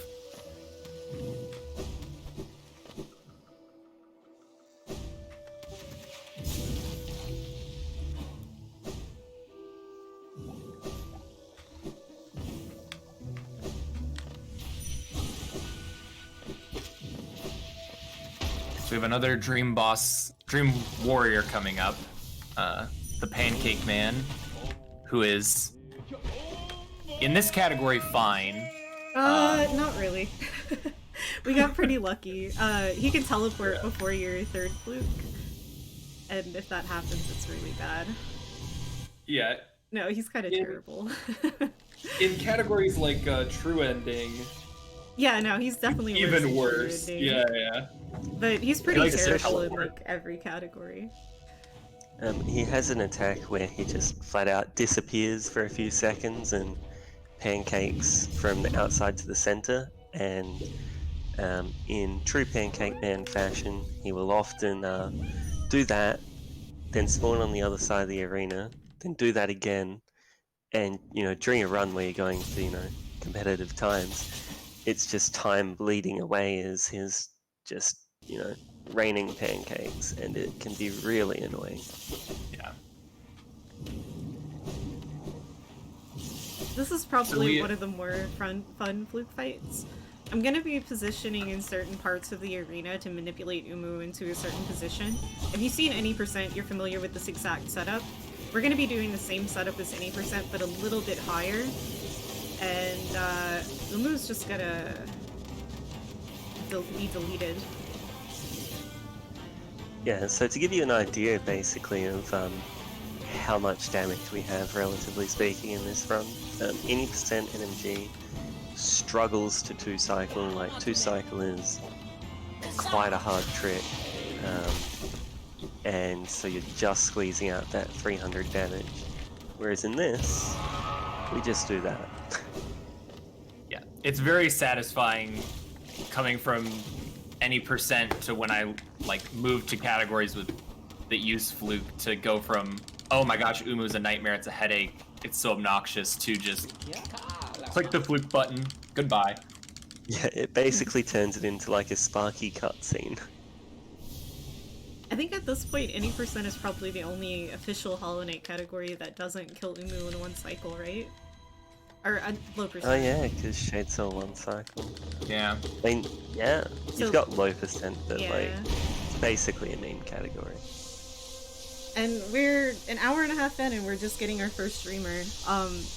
If you're not familiar with the casual side of the game, in order to access the final boss, quote unquote, the final boss, you have to be able to get into the Black Egg Temple, and you have to kill all 3 of these dreamers that are guarding it. So we're finally starting to collect a couple of those. They are also a percentage, so we would need to get them either way. There actually is one main category that doesn't have to kill the dreamers to get an ending, and that's God Home Ending. God Home Ending does not require a mask at all.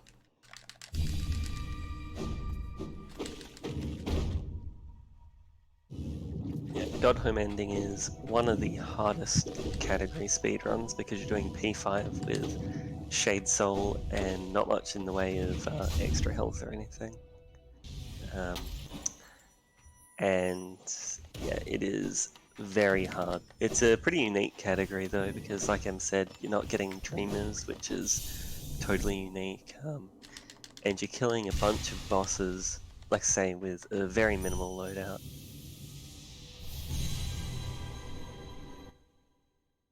Yeah, one of the nice things about the 1XX categories is because we're picking up everything, some of the really hard late game areas we at least have, a good intended build for. We're not trying to do Colosseums with no health or anything like that, which is nice. Yeah, it's really, that's one of the things that I like about running these longer categories, because I don't know, it's really fun just being able to plow through the game. At a certain point, you're just rushing and getting everything. And one of the really fun and big appeals of the longer 1XX categories is, especially for 106 where you have Fluke, the focus on movement and just getting, really optimized rooms, picking everything up. And No. like I say, just really getting to fully experience the game's movement. That was Just 'cause, worst you need to RNG, send by people the way. get wings. The worst thing that can happen in this room is No Eye spawns in the middle on top of that platform, because if she's in a platform, your flukes can't hit her. So I had to knock her out of the platform and wait for her to teleport. That was very, very unfortunate. Also, the way No Eyes works is she has like a 30-second timer and has a 33 or 30... Is it 33 or 34% chance to be hit every time you... or teleport every time you hit her. So those are the two Not gonna factors lie. that determine if she teleports or not. So I hit her a couple of times to try to force her into teleporting. Not gonna lie, I thought it was 35, but Maybe it's I'll 35. take your word for it. 'cause It's I something don't like know that. It's like anything. 30-something.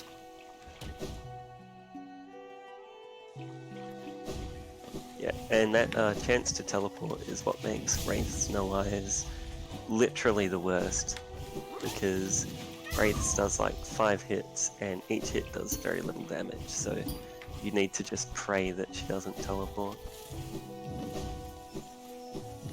Yeah, that's another, like Elder Who, that's another boss fight that can go either really, really well or really poorly, just depending if the boss wants to be a jerk or not.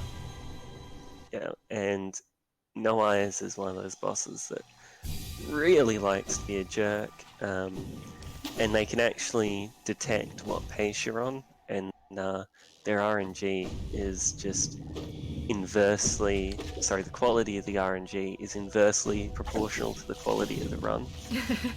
So in practice, you'll always get good RNG, and then as soon as you're ahead, it's just no fun allowed. Unless you're doing a marathon run, then you can be behind and get bad No Eyes RNG. Just Yeah. because she wants to show off how terrible she is. Yeah, it gives him more time in the spotlight.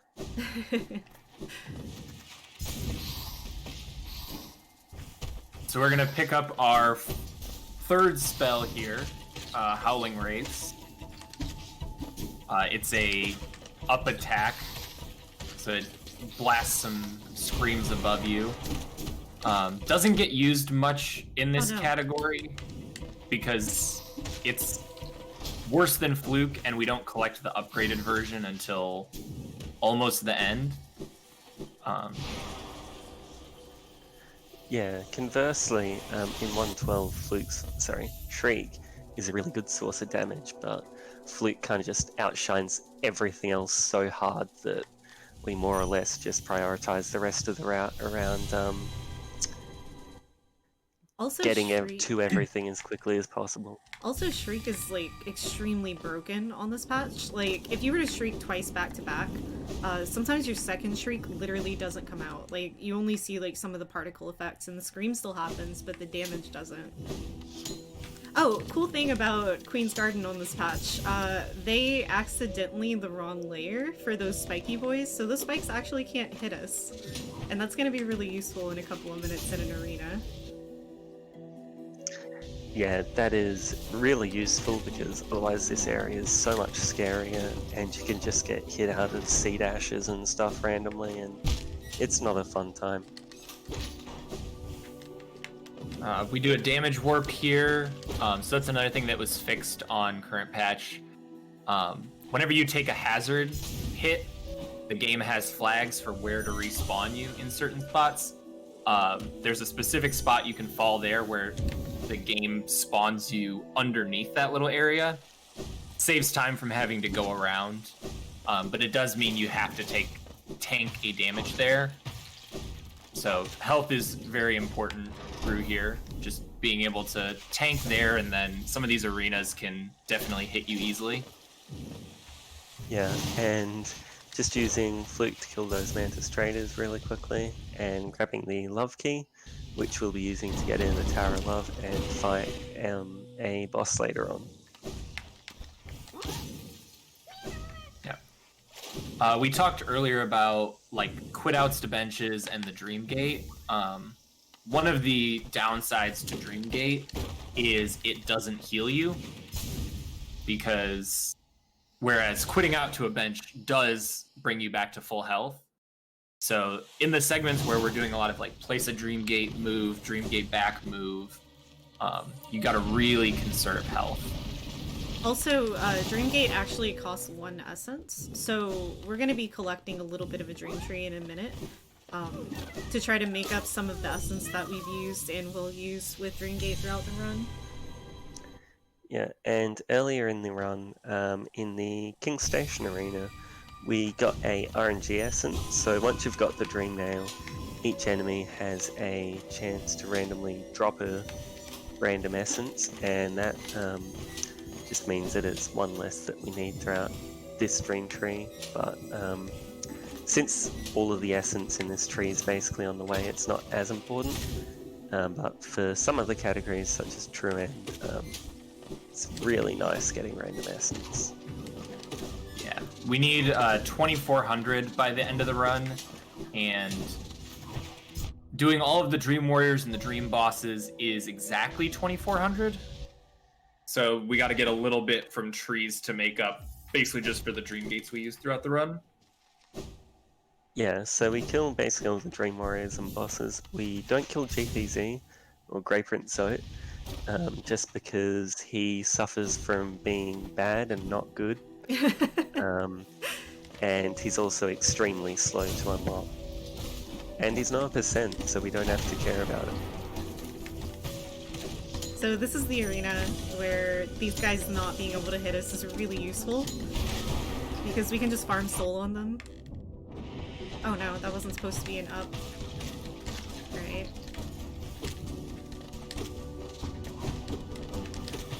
That's fine. We recovered.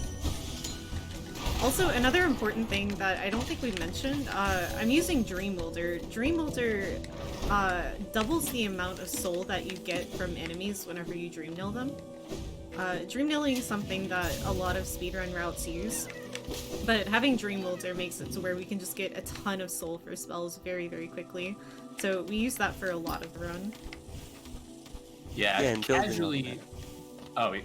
Go ahead. You go, yeah. Casually, the whole like dream nailing enemies for soul is not something that a lot of people do or know. But particularly with Dream Wielder in the speedrun, it's just much more efficient. A Dream Wielder Dream Nail is the same as hitting an enemy 6 times, and it takes a lot less time than that. Decently lucky frog rooms. The frog rooms are the worst rooms in the game, outside of Hell Room.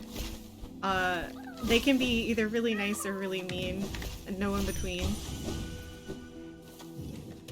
I also might heal a little bit here, I think, just to be safe. Yeah, frogs are notorious for just being run killers, just because they're so random. See, I healed 2 and I lost 2. That's frogs for you. Yep.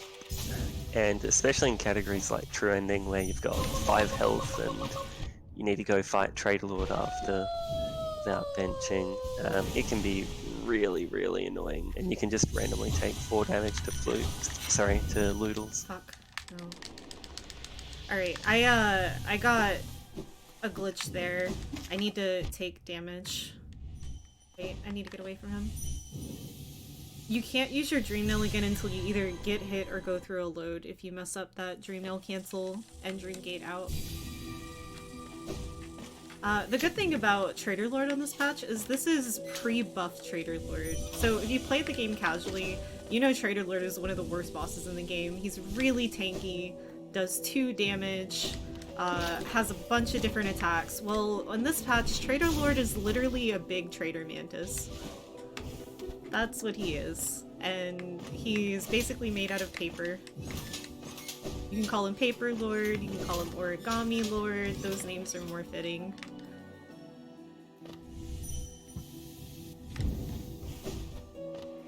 So I'm not super worried about my health here.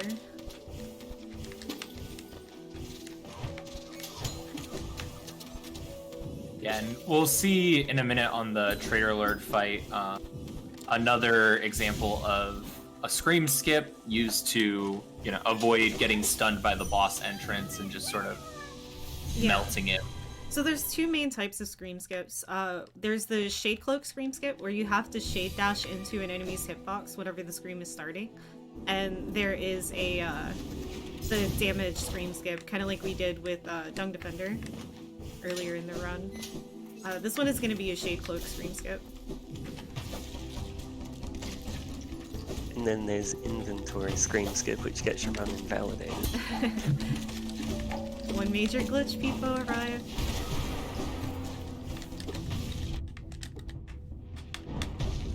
Oh no, I failed screen skip.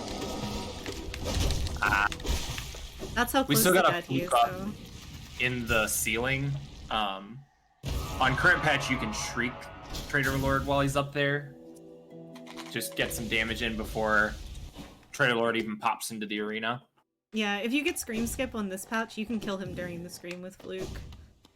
And if you have Twister, if you overcharm Twister for some reason, you can actually kill him in the ceiling, which is even better.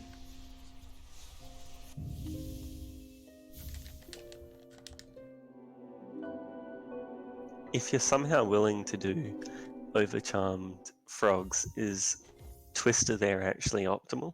I have no idea. I just realized the other day, like, what if I overcharm Trader Lord and you can kill him in the ceiling? It takes 4 casts, but even though we have an extra container, it's not fast enough with having to wait for the small container to fill up the big container. But if you have Twister, you can just do all 4 back to back and do it. Yeah. Soul Collection would also be a little more difficult because we wouldn't have Dream Wielder to speed that up. Yeah. Twister obviously would mitigate some of that, but... So we're heading down into Deep Nest. This is the area where the lantern matters. This would be in the dark otherwise. Yeah, in this room, it's not too bad going down, but going up, it absolutely sucks in the dark, so just having Lantern here is very nice, and we need to spend a lot more time in Deep Nest than most categories that don't get Lanterns, so if we had to do all of this in the dark, we would be not in for a great time. Yeah, particularly, so dark rooms have a different property, so normally when you take damage in a hazard like spikes or something, it spawns you on a nearby platform or somewhere nearby. In order to avoid you getting stuck in a dark room, if you take a hazard damage in a dark room, it spawns you at the start of the room. So you have to do the dark rooms perfectly. We didn't see any of that come up in the 2 dark rooms that we did because M did them perfectly, but they are very punishing if you don't have Lantern. Also, we just got Brum's flame there. That's where Brum tells you about the ritual and tells you about banishing. But he's just a really convenient, fast flame, and we have to come here for Hera anyway, so... Yeah, he's basically like, oh, you know, all the signs are here, you really should banish the troop, and then we hit him with this sign won't stop me, I can't read, because we're in Chinese text. So we go and kill Grim anyway.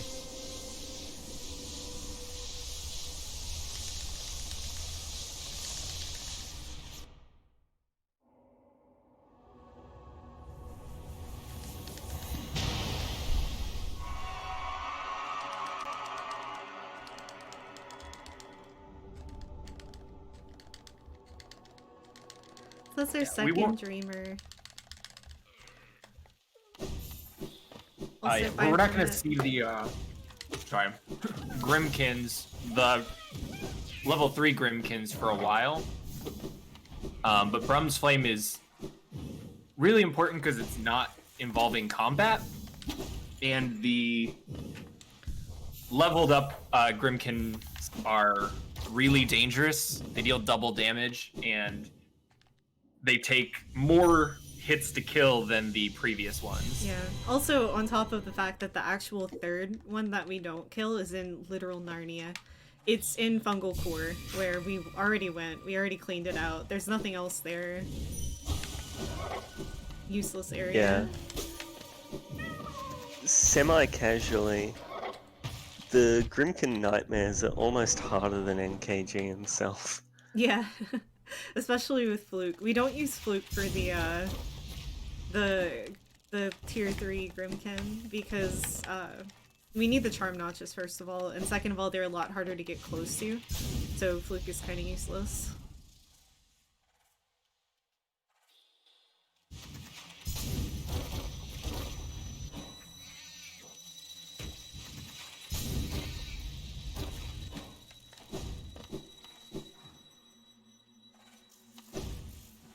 Stock And up on basically a little doing soul here. Deep Nest reverse to what you would normally casually, but it's a lot of the same thing. We just confuse some spiders and whack them with our glowy dream stick.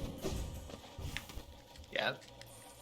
Normally you would see like these crawly spiders spawn in from the background, but in basically all of these rooms, I'm just gonna move through so fast that you're either not gonna see them spawn in or they're not gonna spawn in. Another really hard Dream Warrior fight.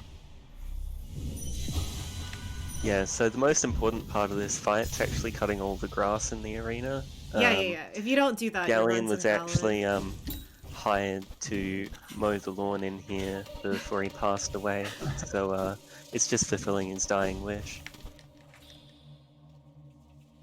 Well, we mow him down, might as well get everything else while we're there too. Yeah, exactly. I mean, if Seer's gonna pay us to commit murder, we might as well help out and do some landscaping while we're at it.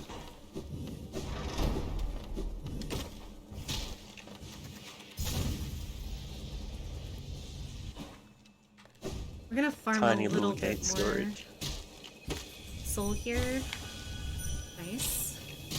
Good RNG with the hoppy enemies there. You want to dream nail them through the wall. Ideally, you get soul really fast, and you can get full soul from one dream nail. It saves having to collect soul before the next boss fight that's going to be coming up in a minute.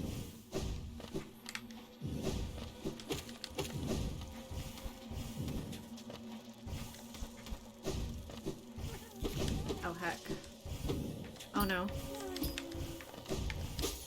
Grub skips are impossible.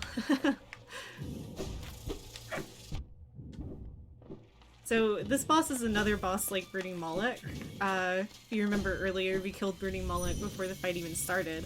But Nosk has a lot more HP than that. So he has like 700 HP-ish. So we're gonna get a huge chunk of his HP down before the fight actually starts. Yeah, so along with identity theft, Nosk's main power is jumping into the ceiling, which is incredibly annoying, and we'll probably see a lot of it knowing Nosk and RNG. Yeah. Ceiling RNG is actually good RNG for 112, but very, very bad RNG for 106 because we can't hit him on the ceiling in this patch, but you can in one current patch.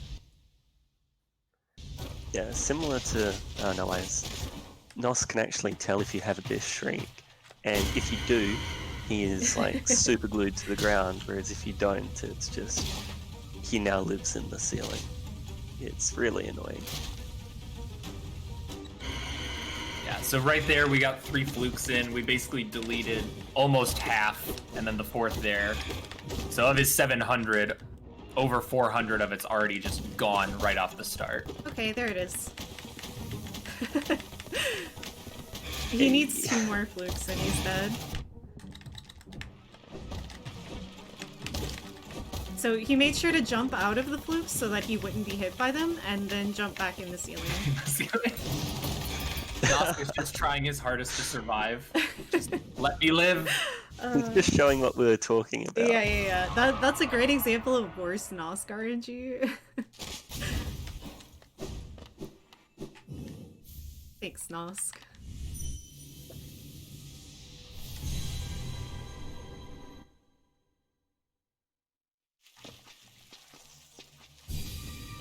HP is fine because we get a free bench here.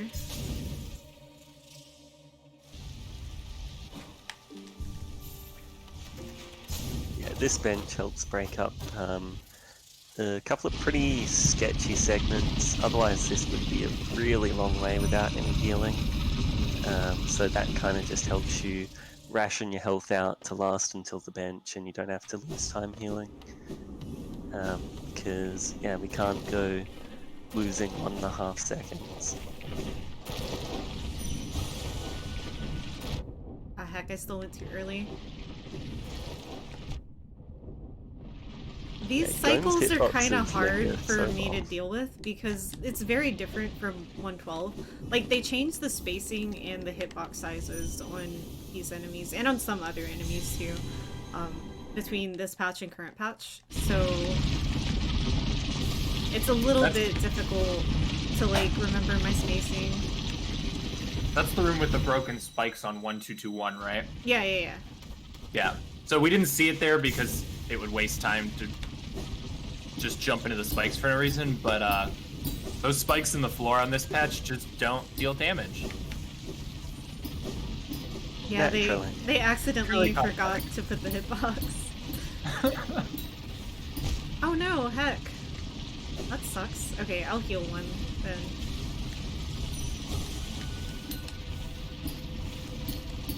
Yeah, as mentioned with the wombo combos earlier, 2 health is sort of the really scary spot to be at, depending where you're at, Yeah. because that's get hit and then bounced into spikes territory. We're about to get another bench location, but we have to take 1 intentional damage here too. So that's like the main reason that I healed, to make sure that I wouldn't die in that situation right there. Deepness is a little bit scary because we do take a handful of purposeful damage in certain places.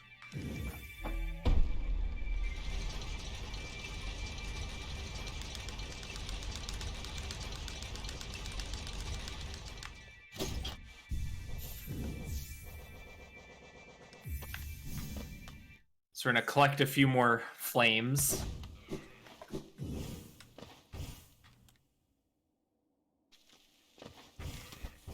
Oh yeah. Hive Knight is my favorite boss in this category. Absolutely love him. Yeah, I think this is probably the best rendition of Hive Knight. Like, it's way better than 112 Hive Knight. I just really like the way he's designed. Yeah, same.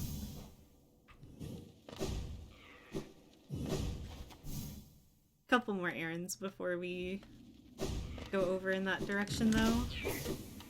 Just building anticipation. The real final boss of Hive is called Big B. Oh boy. Yeah. Big B can either save us or lose us a ton of time. And you'll see what I mean in a Big little B bit. is one of the enemies in the game that people have like taken the time to name. So you know the enemy is of great significance when they have a name and they're referred to endearingly, even though they are literally the worst thing in the world. Not to be confused with Jennifer, who we kind of just beat up sometimes if we're low on soul. Poor Jennifer. Yeah. She was just vibing, and then someone came along with less than 6 soul.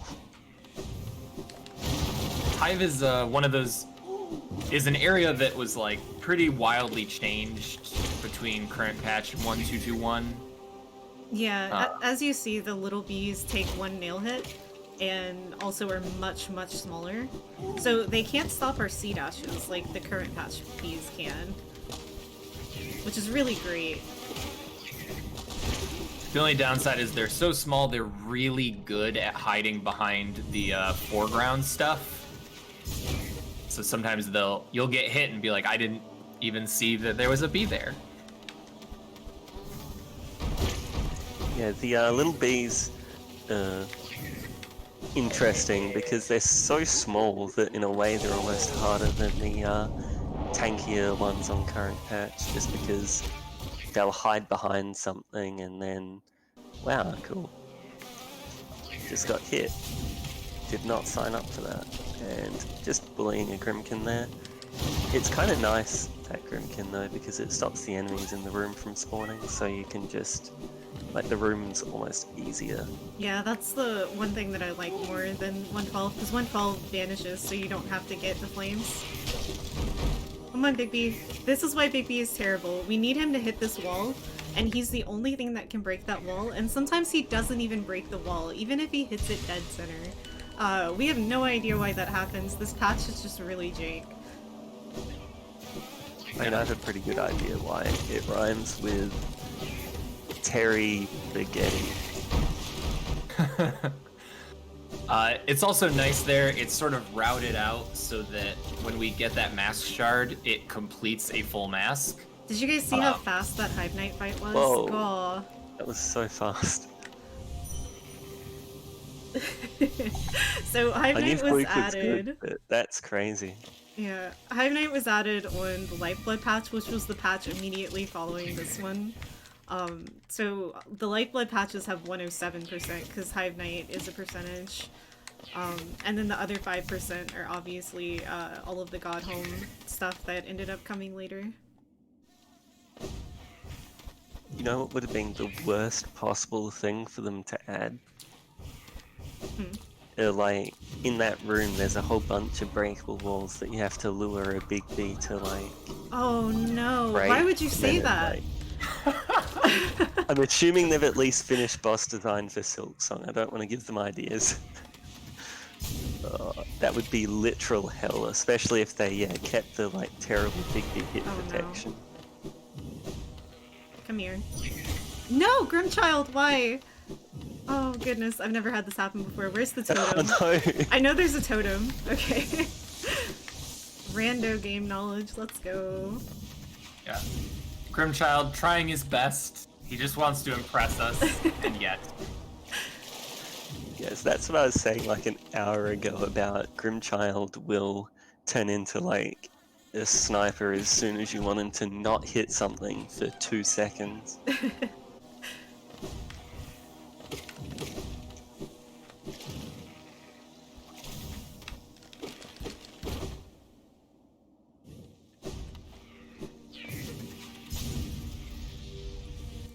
Our HP looks good though, so I think I'm gonna try to go for this fast C-dash here.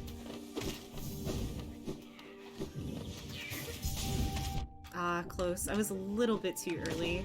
That timing is a little awkward. Yeah, the hoppers are consistent, so you can get C-dashes that work, but yeah, it's just tight.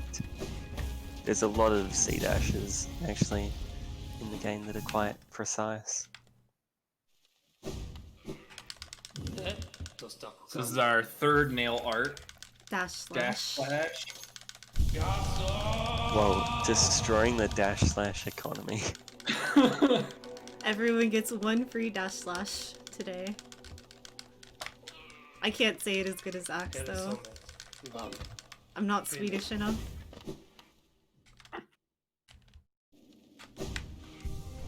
We're finally done with Grimchild, so we're gonna switch back to Fluke. Couple of boss fights coming up that we need Fluke for anyway.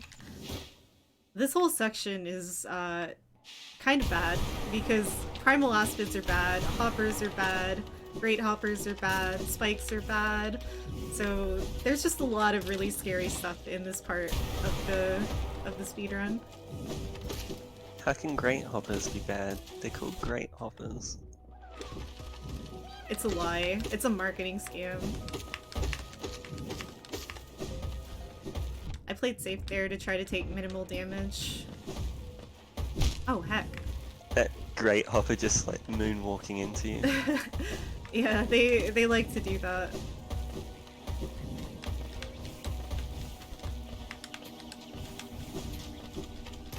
I guess I'll heal for 1. I'll try to stay at least 5 health.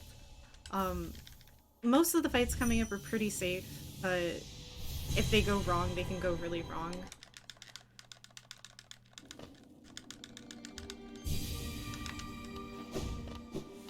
I'm sure a lot of casual players are familiar with our friend Markoth.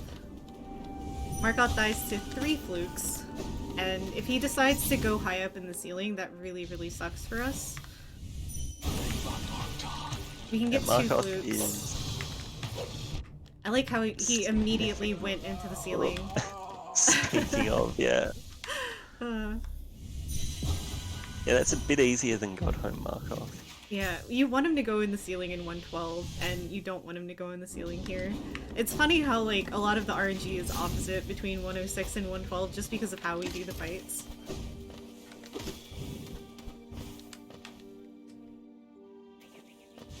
Yeah, so the next boss is Collector, which is a boss that has another Scream Skip, and also you have to be very careful on 106, because if you overkill Collector with flukes, the Collector becomes invincible and can't take damage, and you're just locked in the fight and have to quit out and come back. Yeah, scientifically speaking, what happens is his health underflows, so it just continues going into the negative forever. And it's really funny when that does happen. It's a common mistake for a lot of new 106 runners, or all bosses runners, where they have to fight Collector with Fluke and they don't realize. You can only hit him with 6 flukes,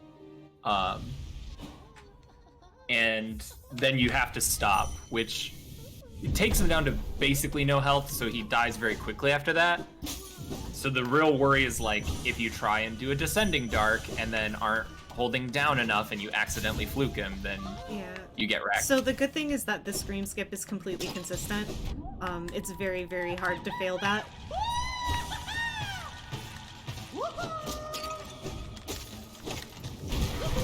He also screams for like 6 years, which is quite helpful. Wait, let me kill And you. then so get our flukes and then switch to the tried and tested strategy of D-Dark Machine Go Bro.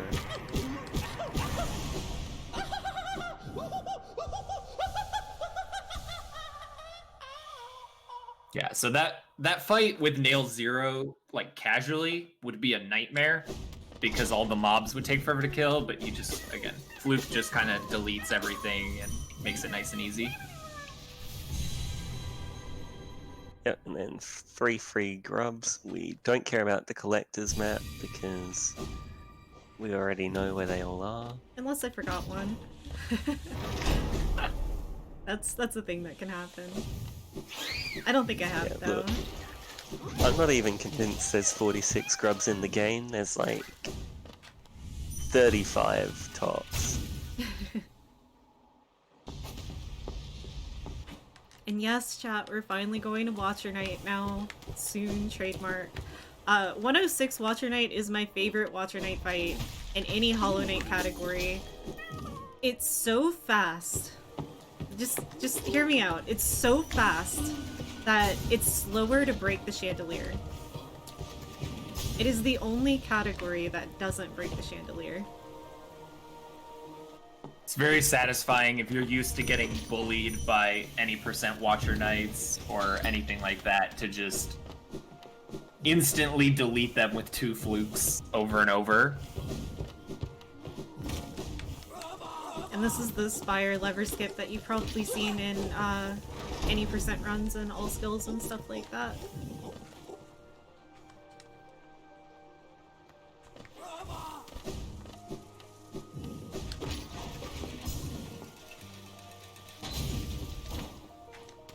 Also, we don't have to fight this guy in this patch. Oh, of course we get bad RNG.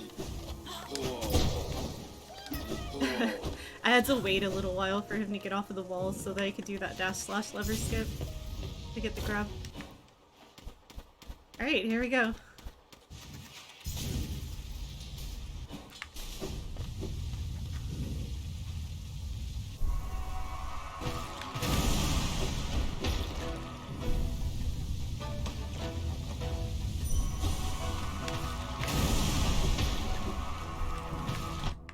Heck.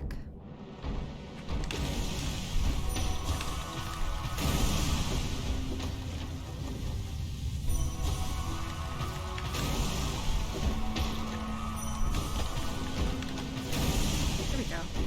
I messed up a little bit by taking damage, but it's fine. Still super fast.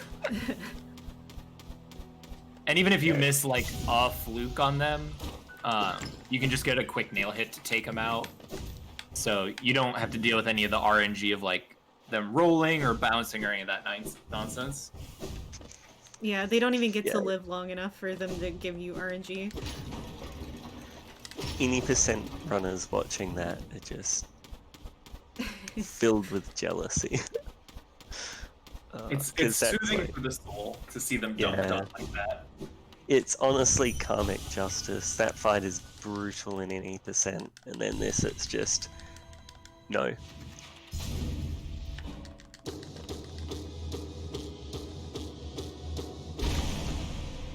So Watcher Knight is the last boss that we fight that scales with your nail. It only scales at nails 3 and 4.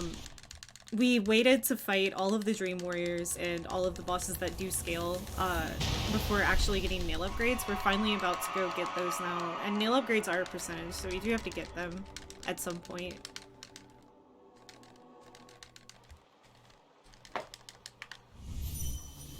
They're also going to make Colosseum much easier. Critically, it gets us to a point where a great slash with nail 3 will one-shot a really large number of the enemies in Colosseum, which lets us kill a ton of stuff just right as it spawns in. Helm of Velka. Yeah, Kalo is really fast. We mentioned earlier, we do Kalo Overcharmed. Overcharmed Kalo is super consistent compared to non-Overcharmed Kalo because your soul and your soul management, where enemies are, where you need to be, is always exactly the same. So it's a lot less intimidating than it sounds like it is, because it's pretty textbook every time. I mean, there's some RNG that can happen, but I'm not really super worried about it for a marathon. Yeah, I really like 106 Colosseum because, like, casually, I think nail arts get, like, really underused. Particularly if you're a controller player, because, like, holding the attack and then still hitting jump is awkward. And so the Kalos in this are, like, a really good way to learn how to use the nail arts efficiently. Yeah, they kind of suffer from the same thing as spells. They casually, you don't really use them because hitting things with the nail is a lot easier, but ideally, like, used well, they're just so strong.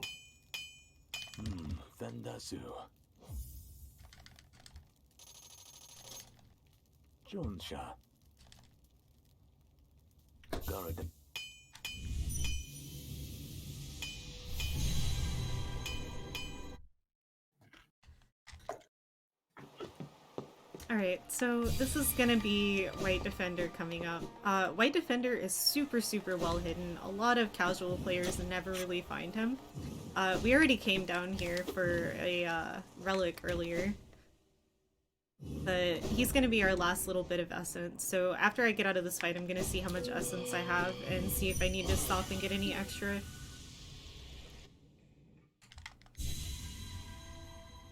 This fight is actually kind of challenging, even with Fluke, because he's just so tanky. Yeah, it's a really fun fight.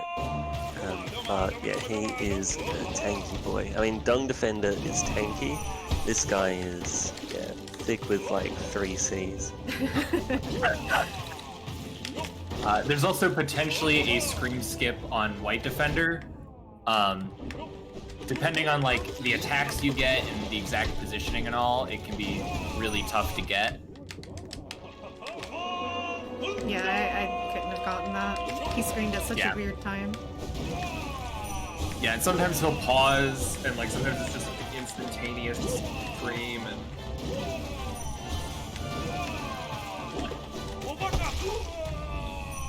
Nice timing on that kill. Nice. Nice. Yeah. Nice, so we have 2400 essence, which is how much we need to get the final percentage from Seer. So that's really good. And then that 1 RNG essence we got earlier.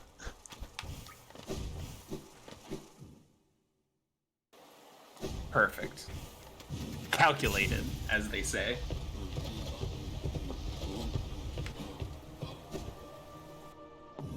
So yeah, if there are any donations, now would be a great time. We're about to do shopping sim for 5 minutes. And find out if we missed a grub. Yeah, also moment of truth to see if we forgot a grab.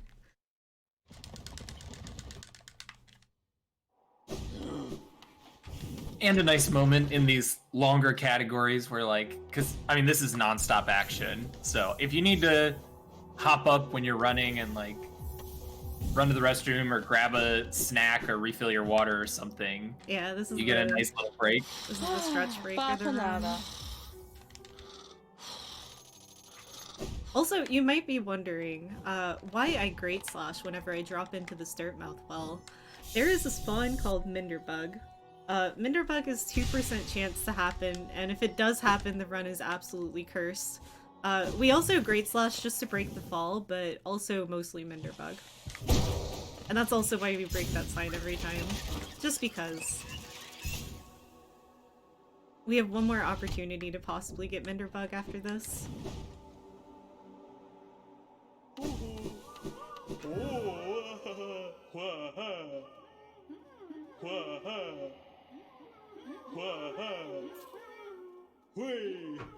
Oh yeah, we need to talk about pineapple pizza with ranch. Is that a sin or not? I personally love pineapple pizza with ranch, and it doesn't hurt my feelings that you hate me for it.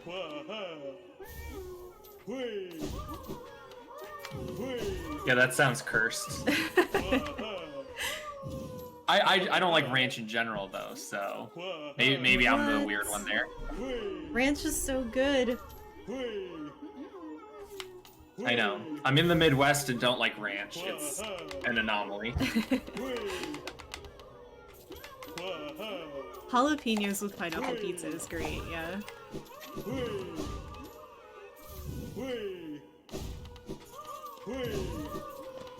Yeah, I'm fine with pineapples on pizza, but ranch is a new one. Okay, that's a cursed take in chat. Ranch is good if you mix it with ketchup. No. That's too far. You've gone too far.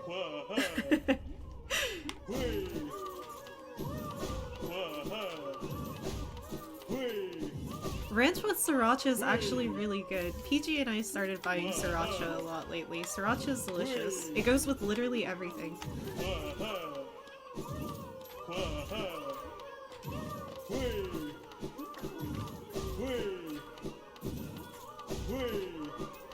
Sriracha. Okay. We didn't miss any And grubs. there it is. Lovely. I was so busy talking about cursed food opinions that I didn't even realize that was the charm.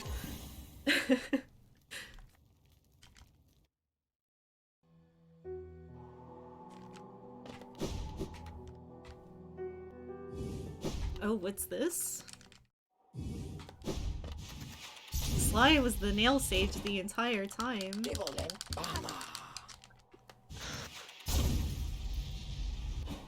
Oh boy, okay. I'm gonna go ahead and focus, let my commentators hard carry. One of the hardest challenges in the run is coming up soon. If you played casually, you know exactly what it is. It's called Flower Quest, and we have to deliver a flower all the way across the map without taking any damage. Wait, Yes, I this didn't is do one of the- shopping? Oh, I didn't do shopping. Okay. Comms, you're supposed to be helping me. Wow, that was a really quick shopping split. Yeah, wasn't it? Sorry, I just autopiloted. You're just so excited to Yeah, get no, hit I'm by like, that one infected vengefly. I'm dreading doing flower. I've done 112 This is- before, really longathon before. So I have done a marathon flower quest before, but it's, it wasn't on this patch. This patch is a little scarier because enemy positions are random. And enemy positions are set on current patch. So it's a little easier to handle. Yeah. One upside to this patch is, as we mentioned earlier, those spiky boys in Queen's Gardens can't hit us, or at least their spikes can't, so it's one less thing to worry about, but yeah, random enemy positions really hurt. optimized out the shoptimization. That's a good meme.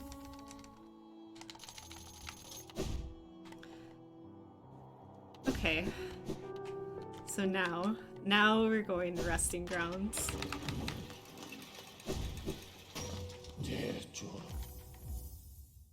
For the real don't accidentally forget it percent of ascending the seer. Yeah, I feel like that's probably the most common one to forget as a casual, or not realize that you need as a casual player, because it's something that doesn't show in your inventory. It's the only percentage that doesn't have like a physical marker for it. Yeah, my first ever 106 run, I forgot it because the splits, I got splits that have grubs and everything, so I was like, all right, I won't forget anything, except the splits on Awoken Dreamnail right here, and not on Ascending the Seer. Yeah. So my life split ticked, and I was like, all right, time to dip.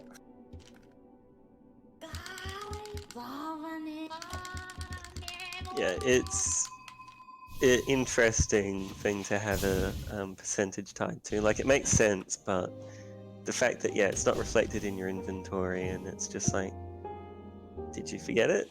You're gonna have to go and check, or you're gonna have to beat the game and pray. And that's how we end up with a new 105 run added to the leaderboard. I have the world record in 105%, by the way, chat. I did the whole Gome section during Flower Quest and forgot to actually grab it. I'm grabbing a little bit of that extra geo because we need 1950 before the end of Saluber, so we're a little bit tight on geo here. That's how tight the geo optimization is in the 1x or 106 specifically category. 105% is just 106%, but you forget one of the percent. So you get to the end credits screen, which you need to show to verify that you got all of it. And then 1%'s missing and you feel really bad. You get to run through your brain panicking, like, what did I miss? What was it? Probably Seer. Yeah. Also, the 105% meme category is shoutouts to Axe2U, who was on sub 3 pace at the time, which was really good at the time, and forgot Dream Shield. So Dream Shield is the one that caused all of this. I need you to not be there. Okay. See, that's the enemy that I'm super scared of on patch 1221 doing Flower Quests. What you would normally do is you C-dash from the wall and then shade dash through him, but I haven't been running this patch for a really long time, so that strat scares me, so I decided to be a weenie instead. We still have our flowers, so it works out. On current patch, that guy can only be on the right. He can't be on the left like that at all.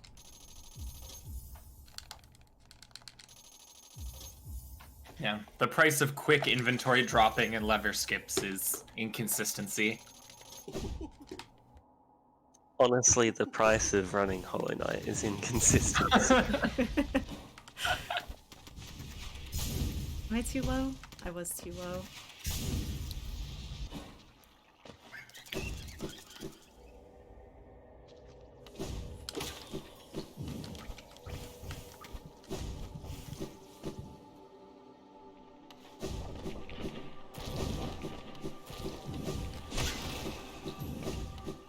Wait, I need one more hit.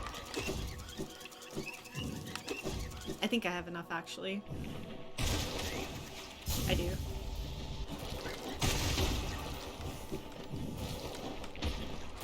The way that I do that room safe is with 2 fireballs like that. So that's like one hindrance that I have because I need to have enough soul at that point. That's part of why I use Spell Twister and Dream Wielder during this section. It kind of helps out with clearing out some of the enemies that are in the way. Also, we now have enough And we geo. remembered the marsh. Huh? Yeah, I got the mouse charge. Oh no, heck. I don't know why my wings input came out there, but that's fine. I saved it, we're good. Just No. keeping it exciting for the viewers. Yeah, we're just Throwing for content. throwing for content again. You know what's better than 1 marathon flower quest? 2 marathon flower 4 quests. marathon flower quests. Ah ha ha. This is probably the scariest part right here, all of the Fog Canyon stuff. You can accidentally dash into a jelly pretty easily, so I'm gonna take this really slow.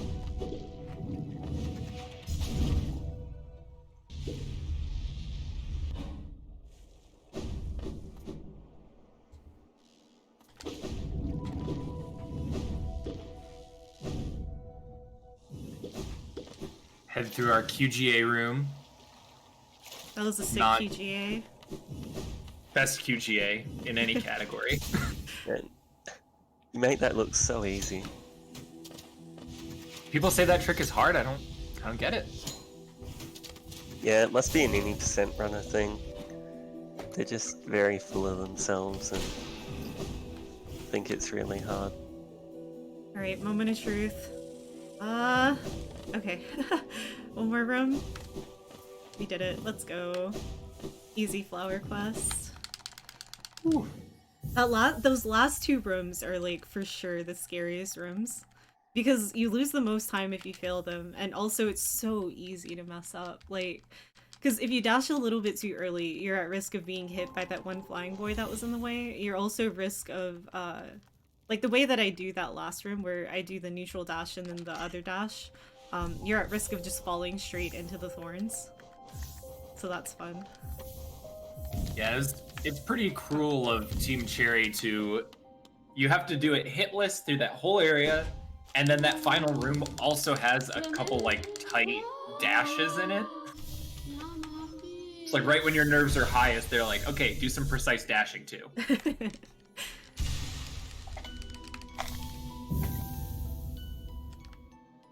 We now have all the mass shards, though. We're finally going to Kahlo. I'm gonna be hard focused during this section.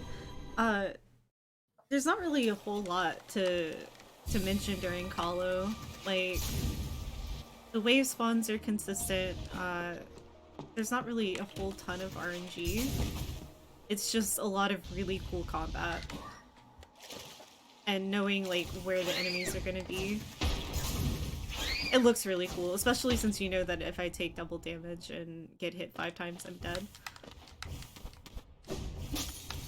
Yeah, the trick to Colosseum is very much just memorize everything. Like, Don't get you need hit, to know. forehead.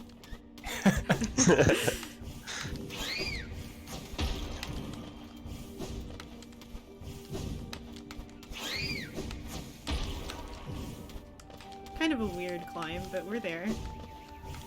Yeah, yeah. Just showing some different strats. Also gonna kill these guys for soul.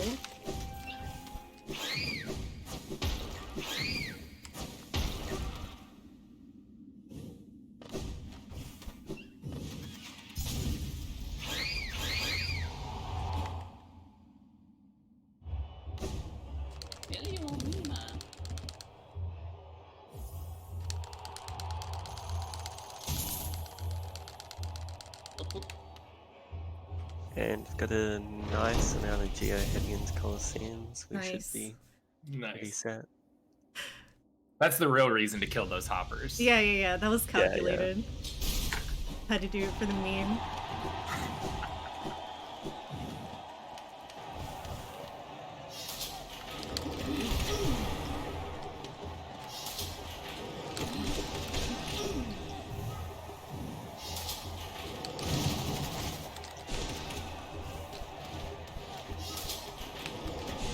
And the spawns here, some of the waves spawn as entire waves.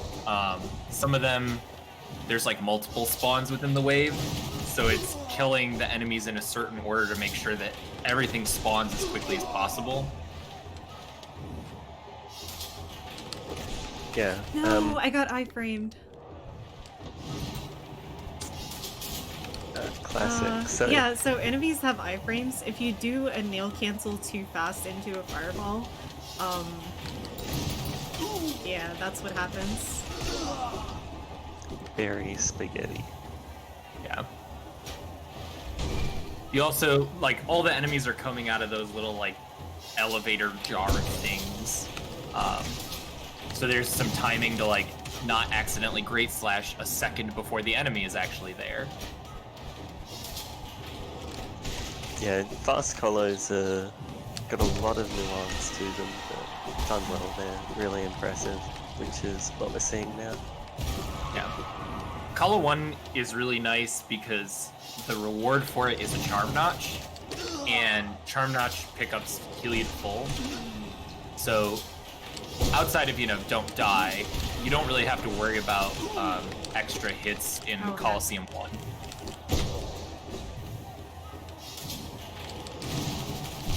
Because we're going to get a full heal after this is done. And the power of nail arts on the Primal Aspid's getting shown off there. It's just super nice and makes a lot of these parts of Colo a lot more consistent. Plus, a Shade Soul will one-shot a Primal Aspid because they have 35 health and Shade Soul's Shaman is 40 damage. Yeah.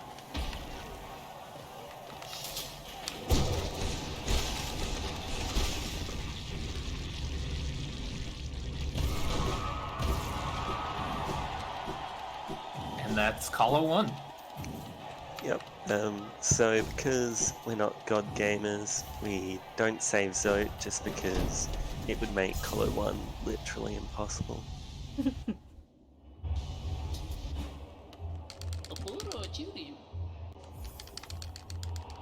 Into Colo 2. Colo 2, minimizing the damage taken is a lot more important because you don't have a full heal at the end of it.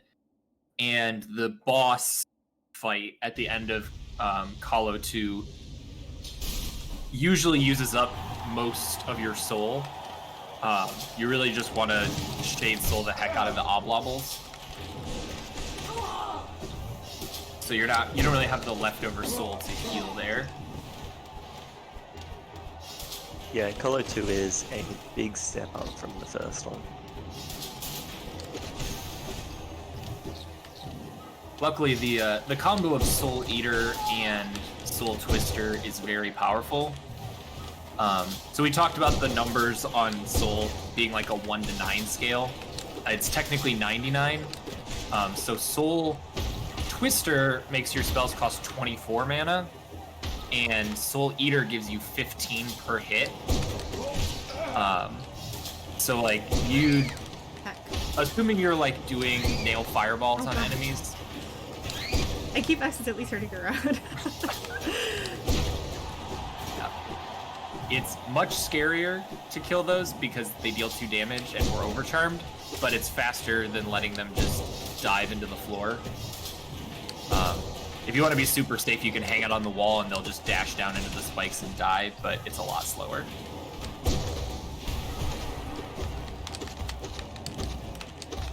Wait, how much health do you still have?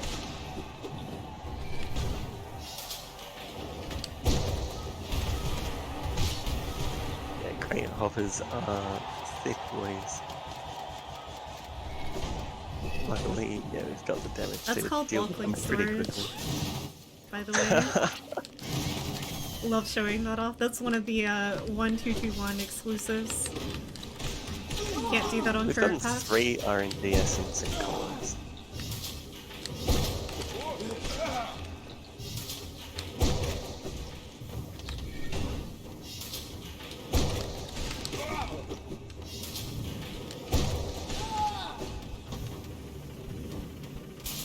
Just shredding through this Coliseum so far.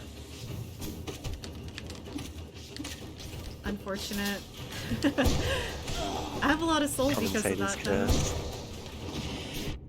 Hello? Spells, Yeah. please. Using the right There- spells is impossible. The spells and nail arts have directional input components, so if you, for example, are holding up, you'll get a Cyclone instead of a Great Slash, which Yeah. can throw off things. It's my fault. I play with analog, so it's pretty easy to make those mistakes. Just switch to keyboard. No thanks.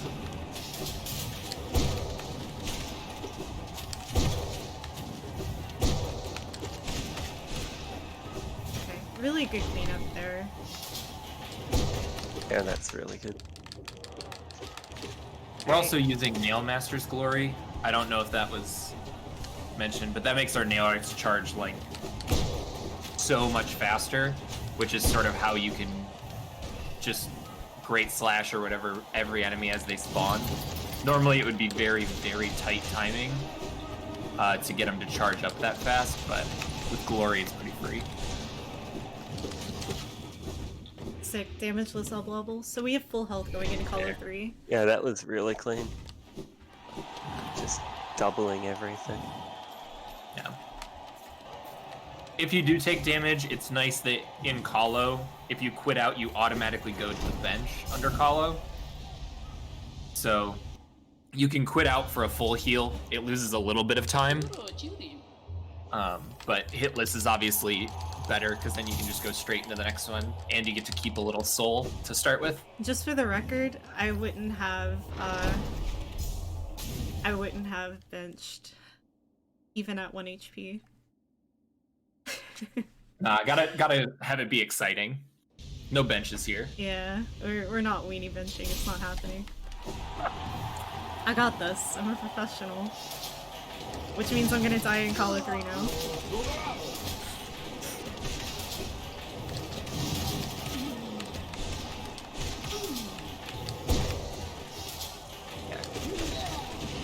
Calo 3, another large step up in difficulty. Yeah, Call of 3 is the one that most people wait until like post-game to actually do. Yeah. In particular, there's one section there's an aerial section where you have to stay on a wall into a bunch of those loodles. Well, even scarier loodles. And that section is just very, very punishing. Yeah, there's like Colo 3 just puts together so much, and like there's a lot of combat mechanics that most players normally aren't like fully familiar with, because very rarely do you actually have to do like aerial combat. Ludo's showing off why they're bad. Alright, not really the best RNG. You really want them to kind of stay on the ground so that you can fireball them. But I'm gonna be really safe here and make sure that I have full health for the Mantis section, so I'm healing. Oh no. I couldn't get up in time. Ah. Yeah, so the Mantis Petras, the enemy we saw in Queen's Gardens, they got buffed on current patch for, I assume, sadistic Team Cherry reasons. So on this patch, they go down to 1 Shade Soul. On current patch, they gave them 5 more health. Do you have to Shade Soul and get a nail hit on them? Because of course you do. Yeah, because why not? Why not make it harder? Like, it's definitely a change that was made literally just to be, you can't just Shade Soul. Yeah. It's like another RNG. It feels so good to Great Slash those guys after what they did to me in Soul Sanctum. Yeah, and being able to Great Slash or just single Shade Soul those Soul Twisters is like really important. We saw, you know, how much they can teleport around and be obnoxious. Just instantly killing them cuts down on any garbage RNG. I keep accidentally cycloning. Just switch to keyboard. No! Or D-pad. Heck. The good thing is that we're about to get a free heal section.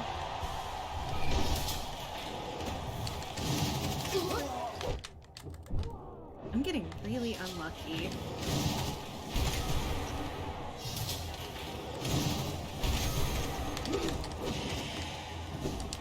And accidentally shrieking erase.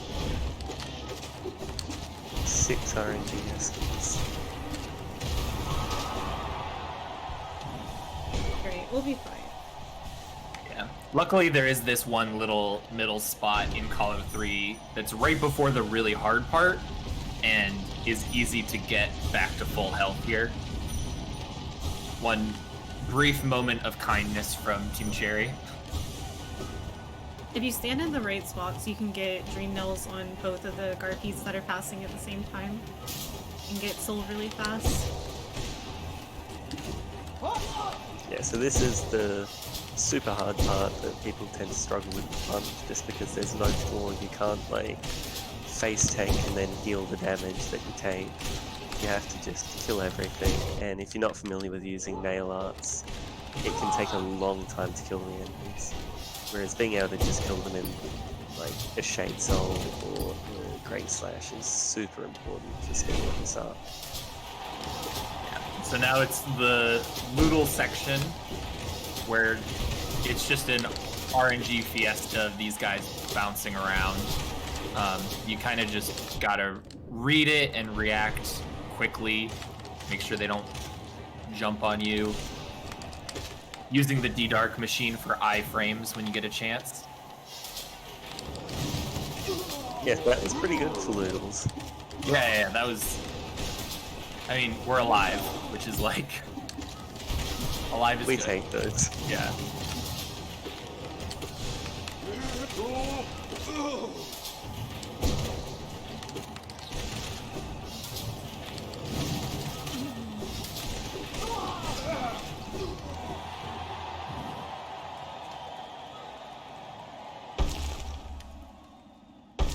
Alright, time for the final boss of Colosseum.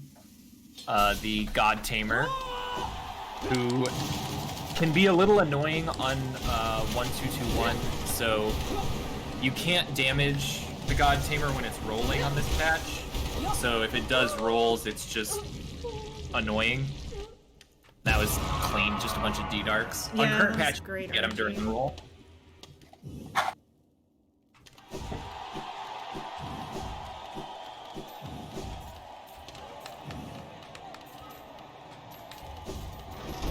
Also, fun fact you about get- Kahlo, on this patch you can't C-dash through the Geo, so I have to like slow dash to pick up all the Geo. It's the only place in the game like that, I don't know why it's like that. Yeah, I didn't know that. And yeah, Call of 3 is actually sponsored by EA because you don't actually get anything, you just get a sense of pride and accomplishment.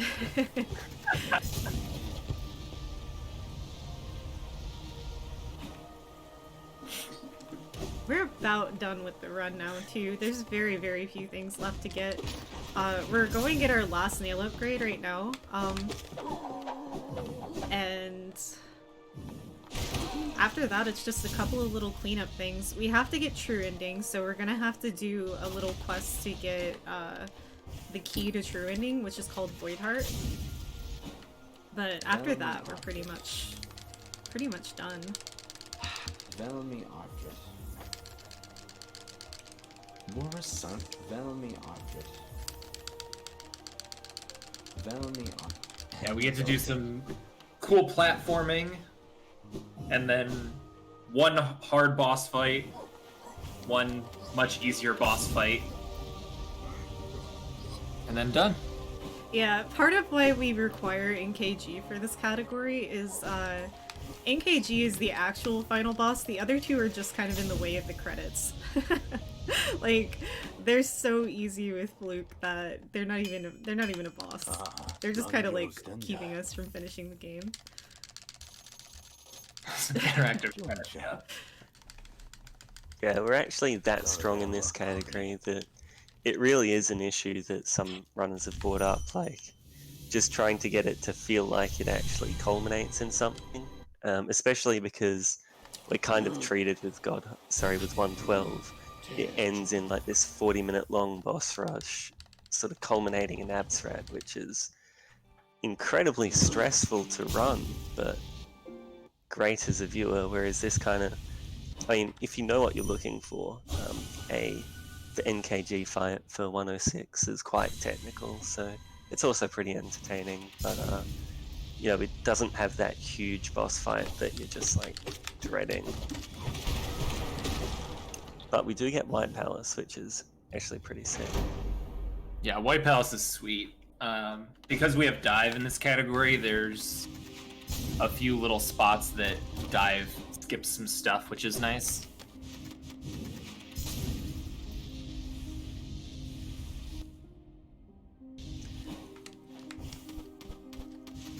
Unfortunately, it's not worth it for this category, but you can actually skip this King's Mold. But we just do that much damage that it's faster to just go through rather than around. Right.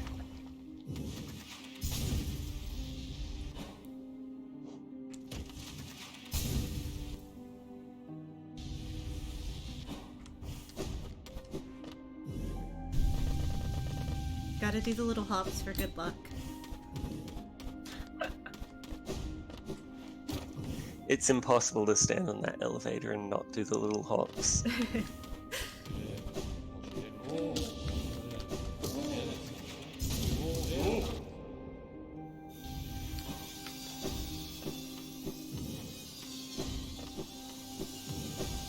A lot of White Palace is sort of similar to Crystal Peaks in that like you're trying to stay on certain cycles. This one area right here in particular, you want to catch that saw on the right to pogo and keep going. If you're slow or if you take a hit once, those saws can desync a little and it gets more difficult. Yeah, it's kind of like what I was talking about with Crystal Peak. Like White Palace is basically Spicy Crystal Peak. It's still very cycle dependent.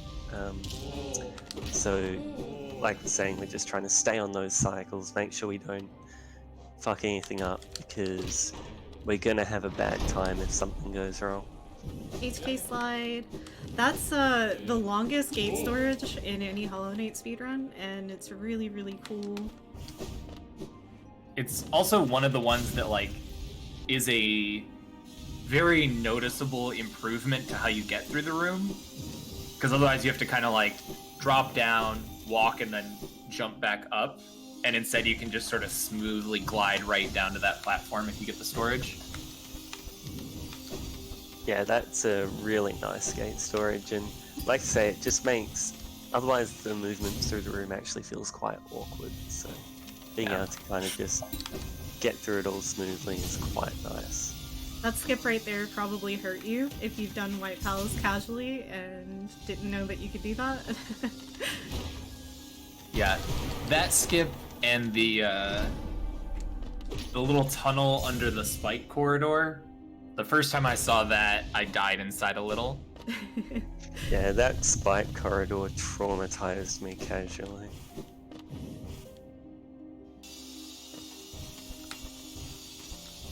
I think I spent like a solid 20 minutes just trying to do that spike corridor with Hive Blood.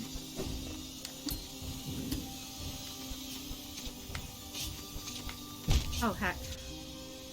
Oh no, it reset the room. Okay. Yeah, so getting hit by the saws or the spikes or whatever, hazard respawns you. And because the hazards are set, in general, when you like touch the floor somewhere, because the movement through there is so just sort of pogoing and hopping around and stuff, it went all the way back to the beginning of the room.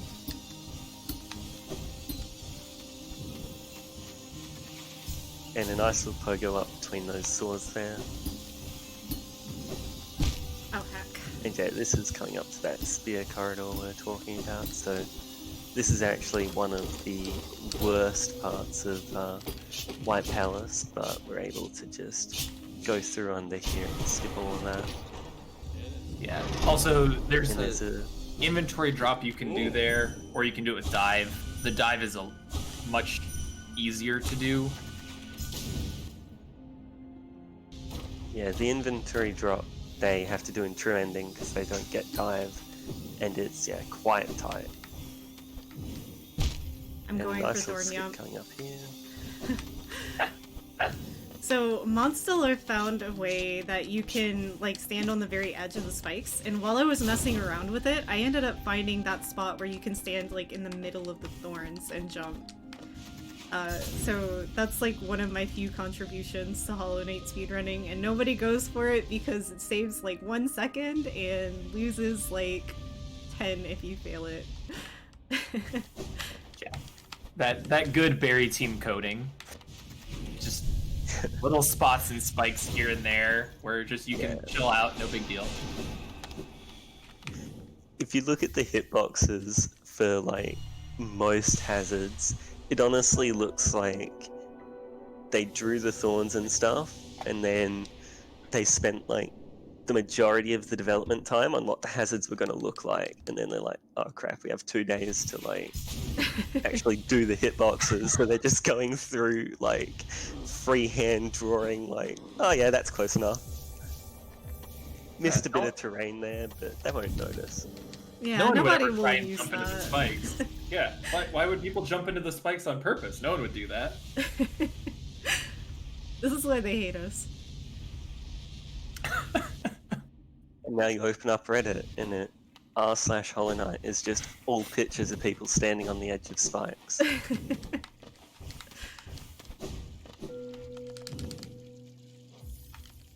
This is gonna be our last vessel upgrade, so we've now gotten all of the upgrades in the game.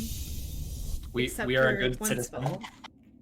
We give our all for the king.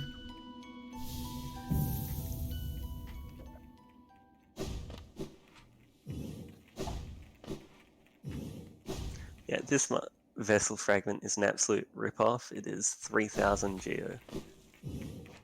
Considering the most expensive Mars shards, 1,500. It's, yeah, pretty steep. It's pretty Yeah. funny to me how watching casual players, they're always scared to actually spend the money, because what if it's nothing? Yeah, they troll you real bad by not telling you what it's just like a good servant gives all.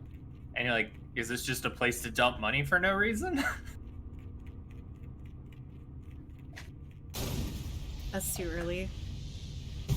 Yep, that was close. I went for swag door and it mattered. That's all that matters. If you go for swag door, you're still cooler than someone who doesn't. Take notes, kids. So, oh yeah, my PB is 6 hours, but I did swag door, so basically world record. Yeah, exactly.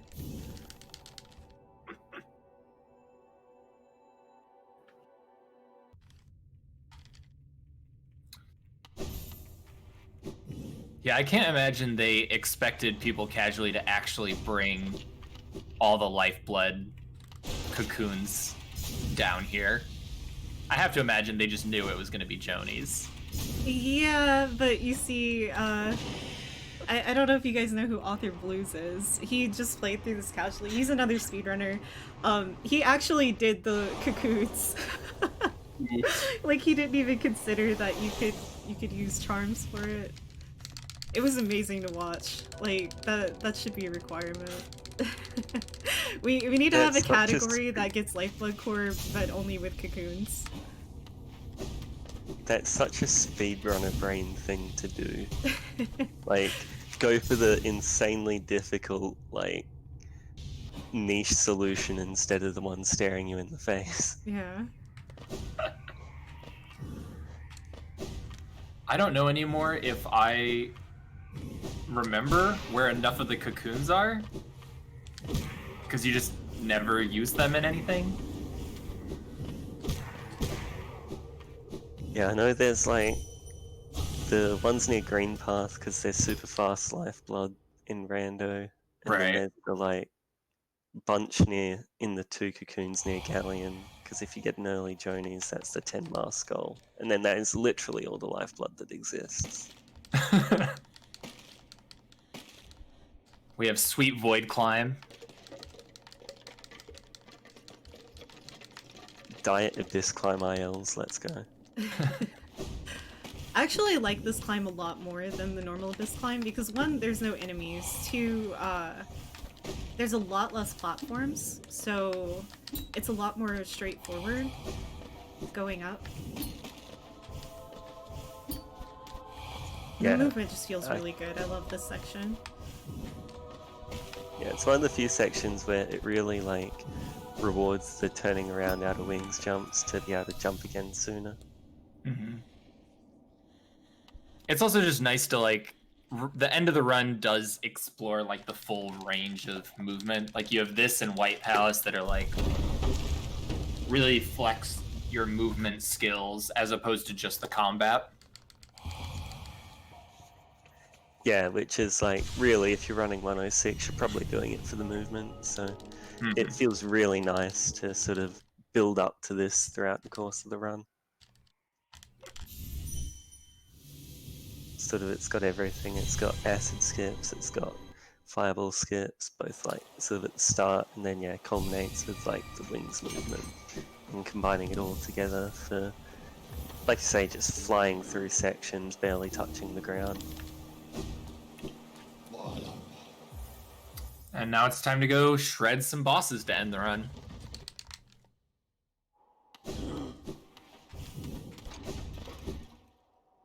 This is definitely. You don't actually. Sorry, what were you? Oh, Gonna I was gonna say you don't actually need the Grimchild on 1221. Yeah, Go yeah, fight that's a good point. I always forget that because we banished in 112, but they changed that in Lifeblood, I believe. So Yeah. we can use our normal build for NKG. Yeah, without that, we'd have to either overcharm or sacrifice Spell Twister. Also, So, there is it's really some nice.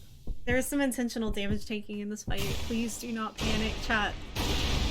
Trust me. Trust in the face tanking.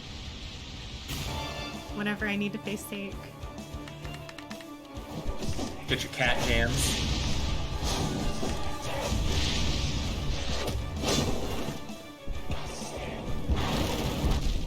What an absolute bomb. If you can face tank and get like 30 flukes in during that attack, that's great. Yeah, one of the nice parts of having all the health that we have in 106 is like you can afford to do these damage tanks and stuff. Okay, that wasn't supposed to happen, but it's fine. I thought he was gonna balloon, so it threw me off quite a bit.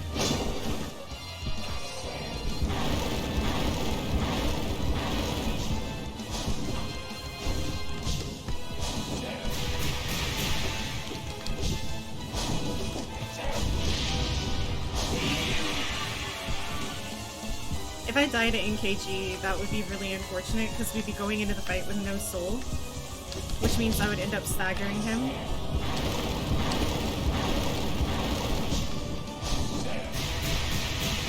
There we go. Yeah, just some tension for the fans. Just calculated intensity.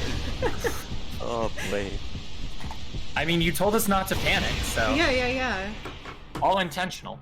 Yeah, those were all. Pretty sure I didn't breathe for the last 30 seconds. I'm sorry. Alright, one more chance for Menderbug. Bless.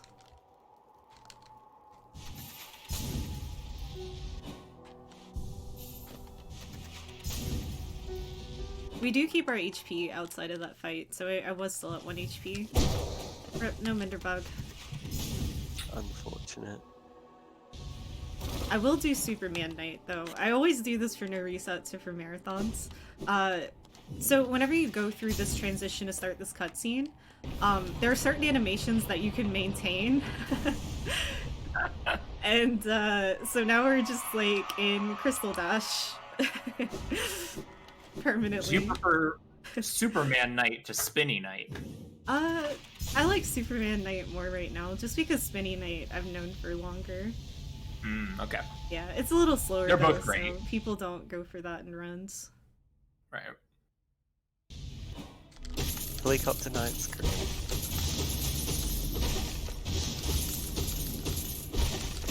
It's like one of the main advantages of doing rando. You're allowed to do it. We're Which I gonna know in the any percent tournament, Homophily like asked in advance if he was allowed to do it. We're A gonna couple absolutely of- bully Hollow Knight. Yeah, a couple of cool things about this fight is, so Hollow Knight, normally whenever he's parrying, you can't hit him, but flukes go through that. And flukes also hit him for full damage during the stabbing phase. Normally in the stabbing phase, he only takes 1 damage from anything. Alright, he should be dead now.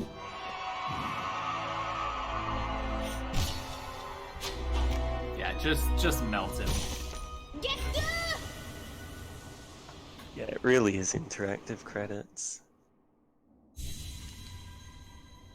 Now for the super exciting climactic final fight.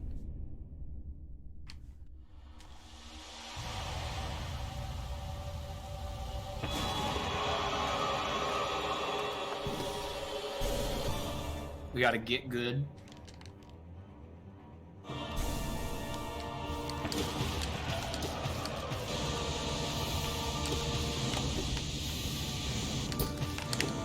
Heck. That was bad RNG. She just wanted to teleport everywhere. Yeah. That was, a really bad pattern, but making really good use out of it. Yeah, the swords are definitely the most obnoxious because they can just protect the radiance.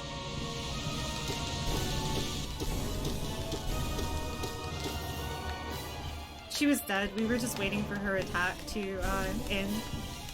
Like, whenever she starts an attack, she will continue to do that attack. Even if her phase is over. Final underplat. A. Nice. Wait, are the things in the wrong spot? Did the game glitch? The little ropes that grab the radiance. Yeah, Oh, they're not wow, in the yeah. right spot at all. Fantastic. I've not seen that before. That's super funny. They really are. Yeah, that's a new one.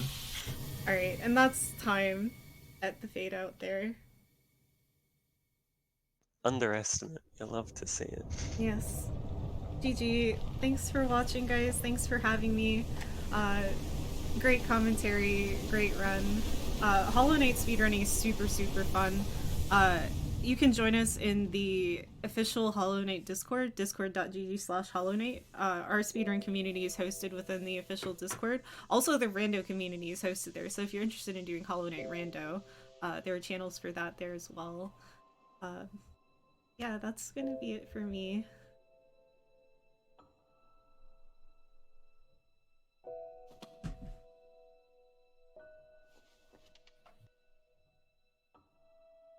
I really enjoy these long 1xx categories. They're really, really fun because, as you saw, there's like so much cool stuff we get to do. A lot of cool movement and stuff. Honestly, 242 is pretty good for marathon. Yeah, it was a 242.10 loadless. My PB is a 237, so it's That not was very far deathless, behind. Yeah. Yeah, I think so. Yeah. Yeah, that's really good then. Heck of a run. Yeah, normally in a real run we would wait until the end of the credits to prove we actually got 106.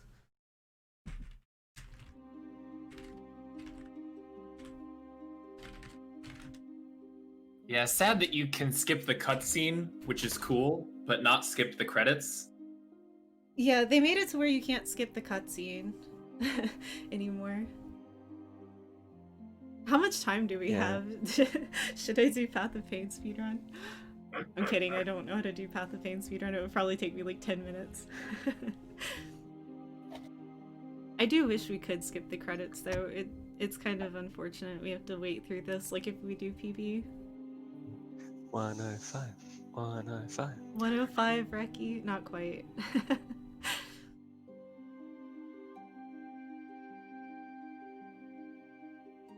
Also, while we're looking at the credits, shoutouts to Leth. Leth is the PR marketing guy for Team Cherry. His name's Matthew Griffin. He's right there in the credits. He's super active in the speedrunning community. He follows a bunch of content creators on Twitter and stuff, and he talks to us a lot. Like, he's really chill.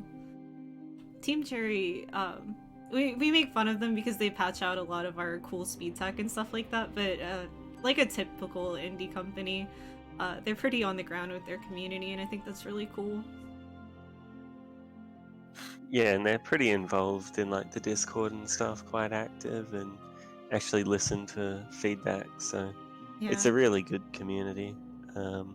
And I say, if people are interested in speedrunning, there's like always people online that are able to answer questions and give guidance. There's tons of video resources and guides and stuff.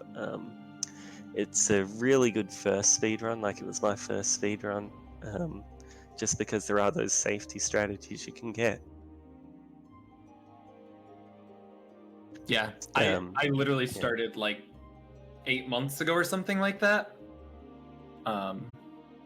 Definitely a good first speedrun.